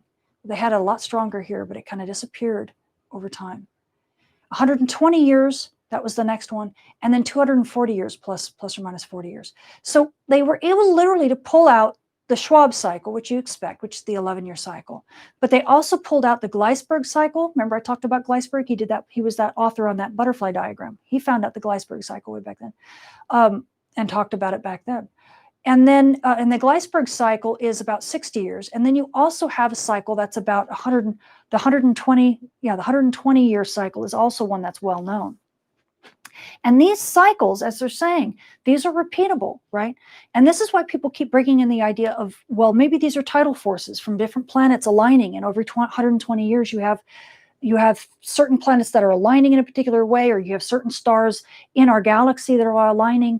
And so people are searching for these forces that may be causing this type of semi-quasi periodicity that then affect that short 11-year dynamo that we know is actually acting. We know that's actually functioning, but we have all these different aspects of the solar cycle that are not all these modulations of that 11-year cycle that then causes these grand solar maximums and grand solar minimums on much longer timescales.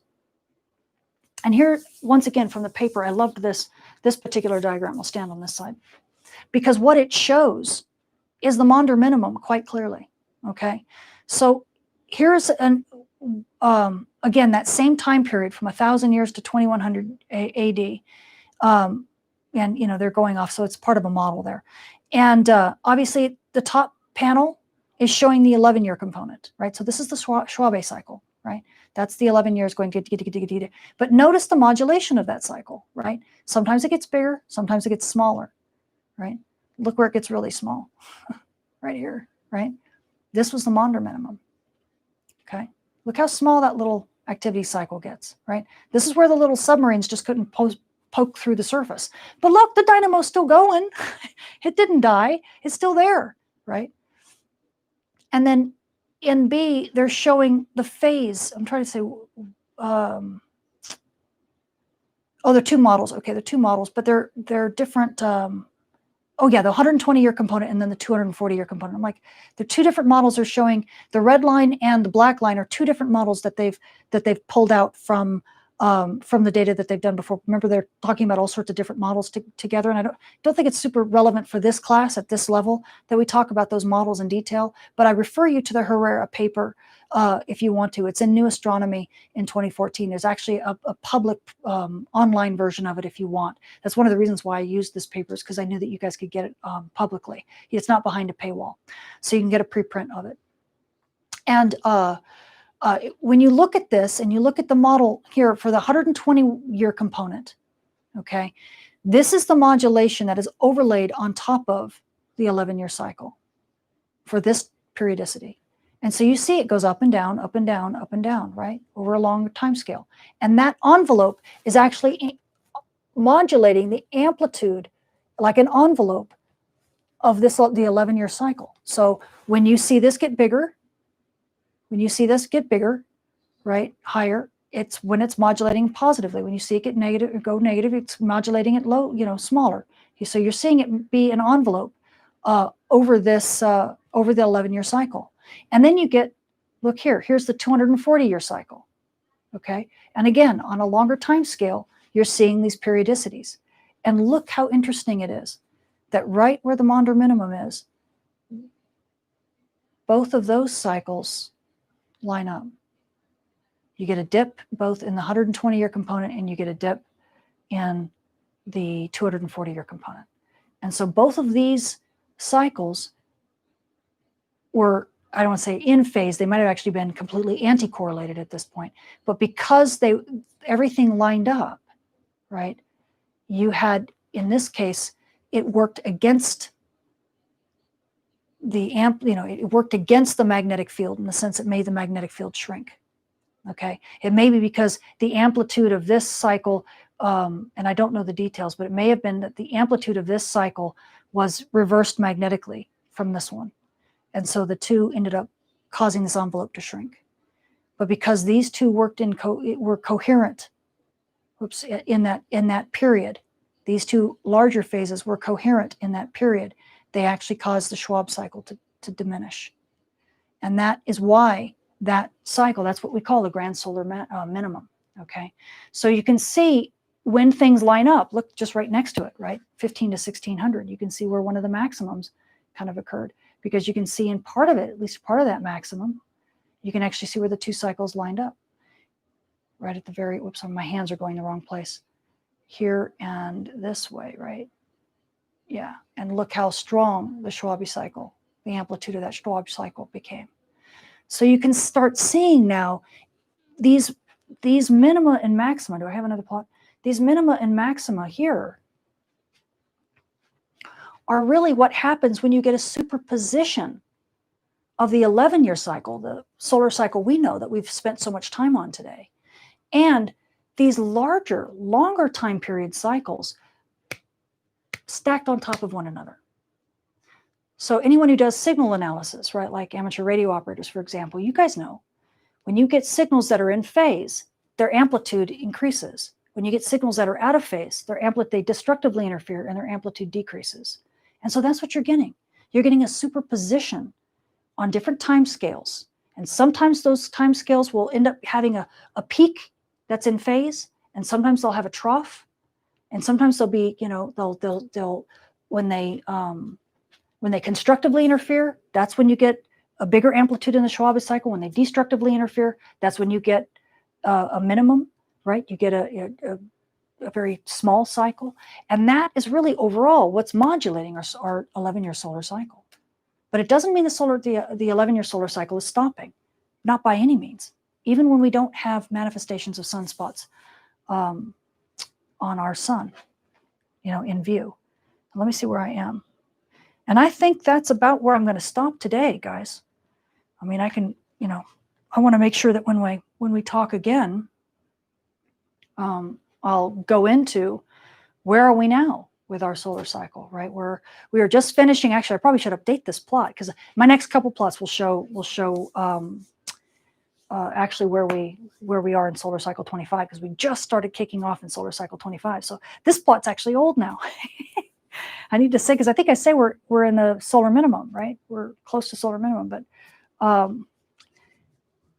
yeah, I can't believe it. It's so wonderful. We've actually entered solar cycle 25, and we'll talk a little bit about why. When we start getting into that, we'll start talking about the solar, the northern and southern hemispheres, and how they get out of sync, right? When you have phase and in phase and out of phase. And believe it or not, that is one of the reasons why we had such a hard time, and like I'll talk about next time in this plot, why we had such a hard time trying to predict solar cycle 25, and why when we see a cycle that has two humps like this, you see two peaks, what you're looking at are the different hemispheres peaking in solar activity at different times.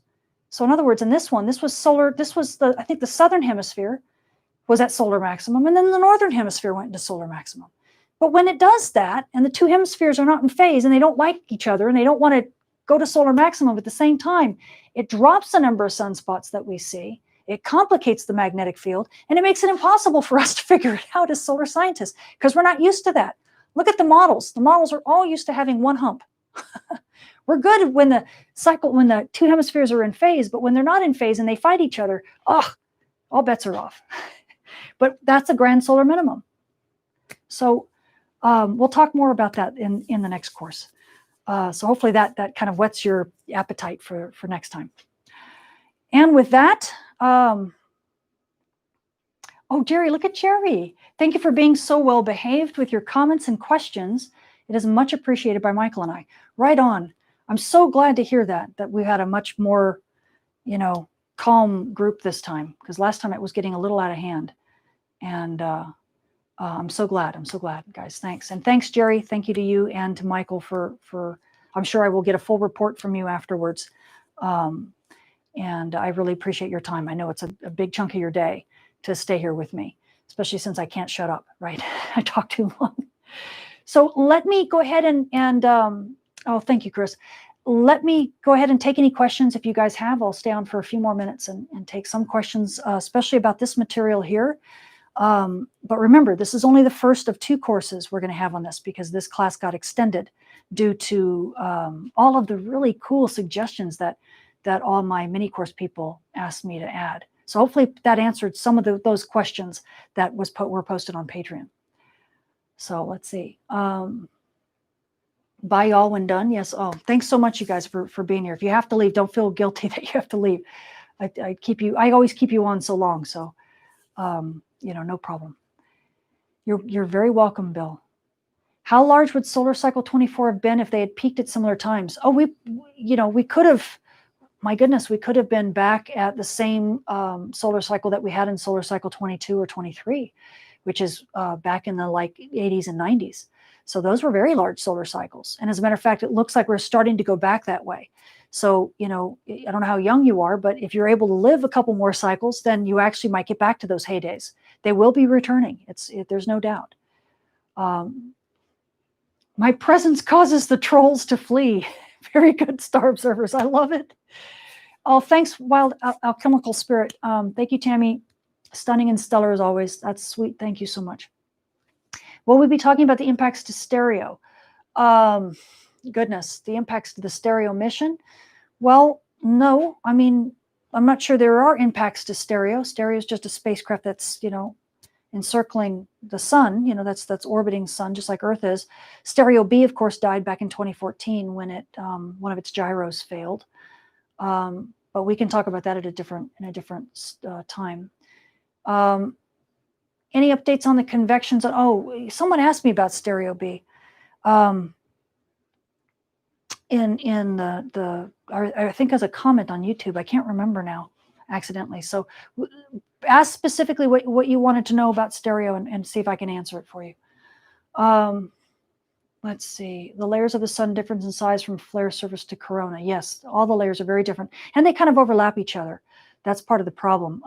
The dynamics of the sun is such, and it's very tenuous. A lot of that plasma going up into the solar atmosphere. Just like at Earth, some of the layers kind of overlap and they all interact with one another. So it makes it kind of hard to understand one aspect of the sun and one layer of the sun and one part of the sun without looking at both, at things of both above and below that layer, because they all, they're all coupled. Oh, I'm so glad, Bern. I'm glad you, and in Norway, thanks for watching and staying up so late, I'm sure. The diagram suggested a factor of 2. I don't know which diagram, but yes, are you kidding? That's actually good. In my field, a factor of 10 is sometimes wonderful just to be able to get that level of quantification. That's what I'm talking about when we talk about solar dynamos and things that we don't understand all that well. Oftentimes we can't quantify it. When I say we can't quantify it, that means, way outside of a factor of 2. We're talking sometimes orders of magnitude lack of understanding, and see why it's so hard to pull in the idea of tidal influences when you can't get something within a factor of 10, let alone a factor of 2. So you just don't really, it turns everything into just speculation. And that's why, and that is when it gets to be really hard for people to get funding, because they don't get funding based on speculation. People don't like to spend money that way. The latest storm that hit stereo. Oh, are we talking about the 2012 event? That Carrington class event in 2012, or are we talking about the latest storm, that one CME that hit stereo recently? It was the one that hit stereo recently was a very weak event.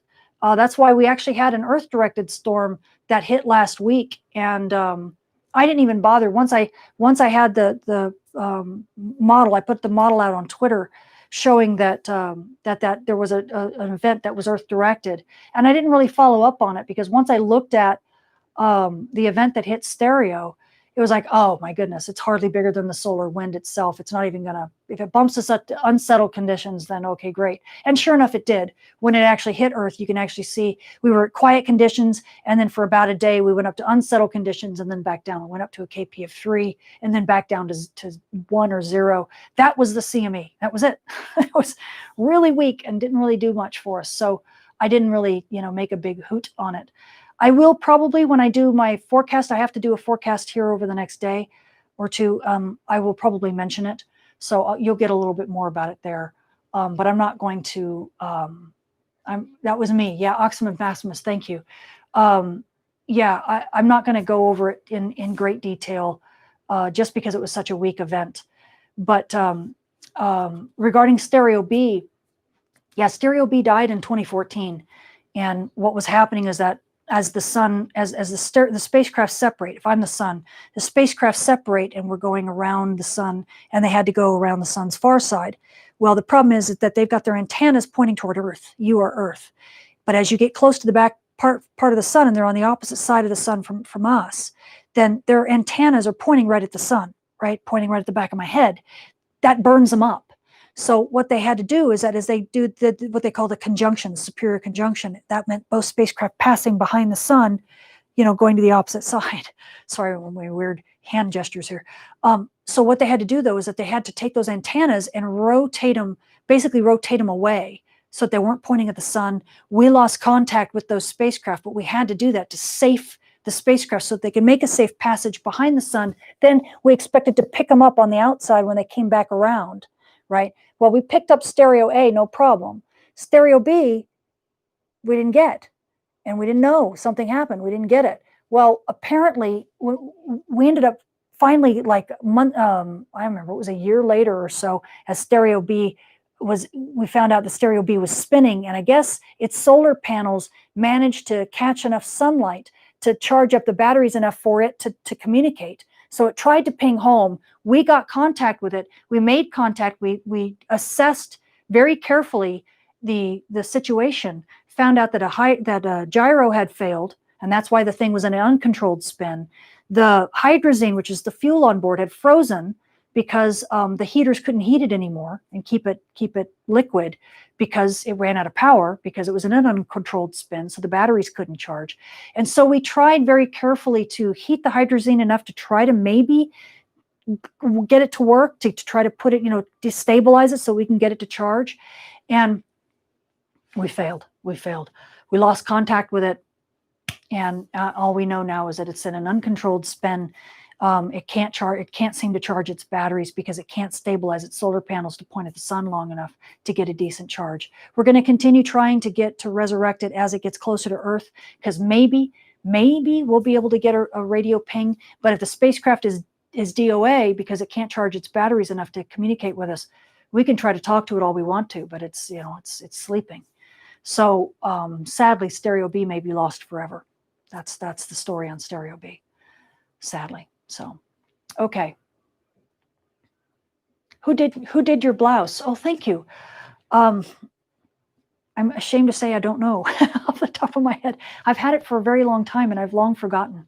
But yes, thank you. I appreciate that. That's very kind of you. Nick, let's see. I know you've been posed this question before, but speculating, I superimposed a solar cycle with Earth's climate and seen where the Maunder minimum overlapped with a little ice age somewhat. Yes, there is a lot of early work being done, and a lot of work that's been done in fringe science, but early work in mainstream science where people are really trying to begin to connect that's the solar and terrestrial, at least on a climate scale. Climatology is a lot easier to do than trying to understand weather patterns. Some people are actually trying to connect the short-term weather patterns with solar cycle and solar activity. That's a lot harder. But with these longer time scale variations, it's much easier because you can whittle away the short-term variations and kind of turn them off and just look at the larger overall variations. And that field is definitely developing. So yes, we absolutely believe that there is a connection between our star's variability and climate over the long term. How much it affects in the short term, that's really hard. And I'm just so glad I'm not a climate change scientist, because right now we're of course trying to worry about the anthropomorphic effects, right? All our human fossil fuel burning and all that stuff, and how that is affecting things. And then you also have the solar variability on top of that. And there's so much argument as to whether or not solar variability could affect that at all. But I honestly believe that we don't as of yet understand everything that our star does that impacts Earth's climate. For example, we're just getting into talking about that heliospheric shield, right? That we're breathing heliosphere.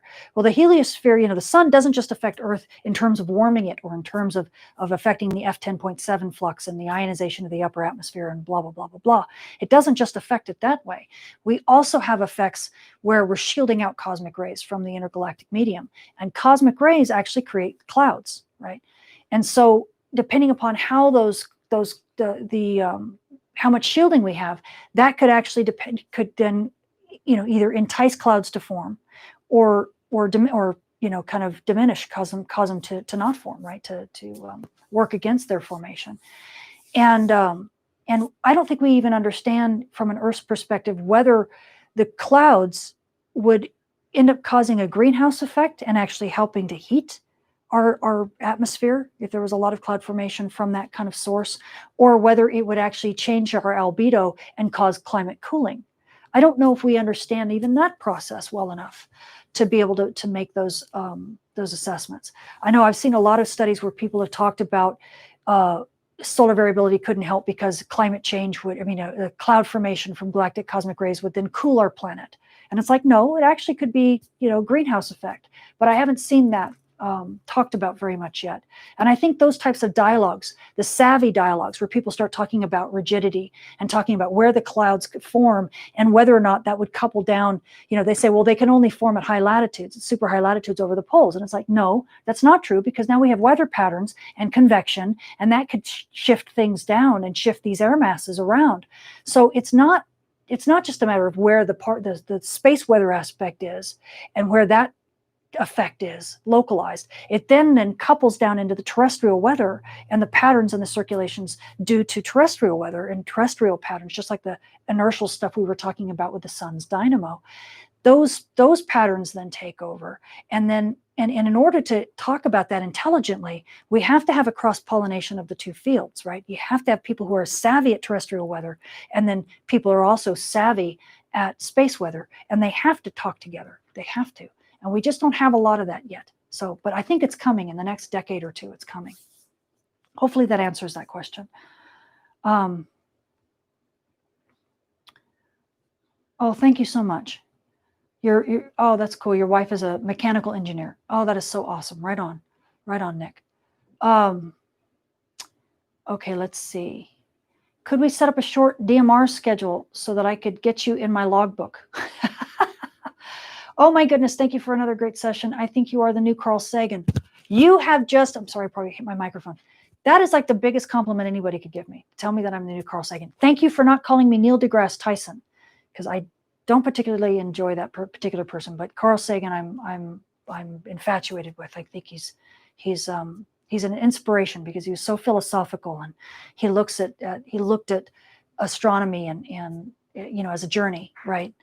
And he looked at it from a much more societal impact and a much more, from more of the human condition, which is so much the way I look at it, instead of just facts. I think all of this stuff, even though there's lots of facts in science and in space weather, it resonates with us as a people because it's part of our lives, right? So I love the pop culture aspect. I love the societal aspect of it and how it's grown up. And I always try to look at space weather from that perspective and take it in in a synoptic picture instead of just from scientific perspective, because I think you miss so much when you do that.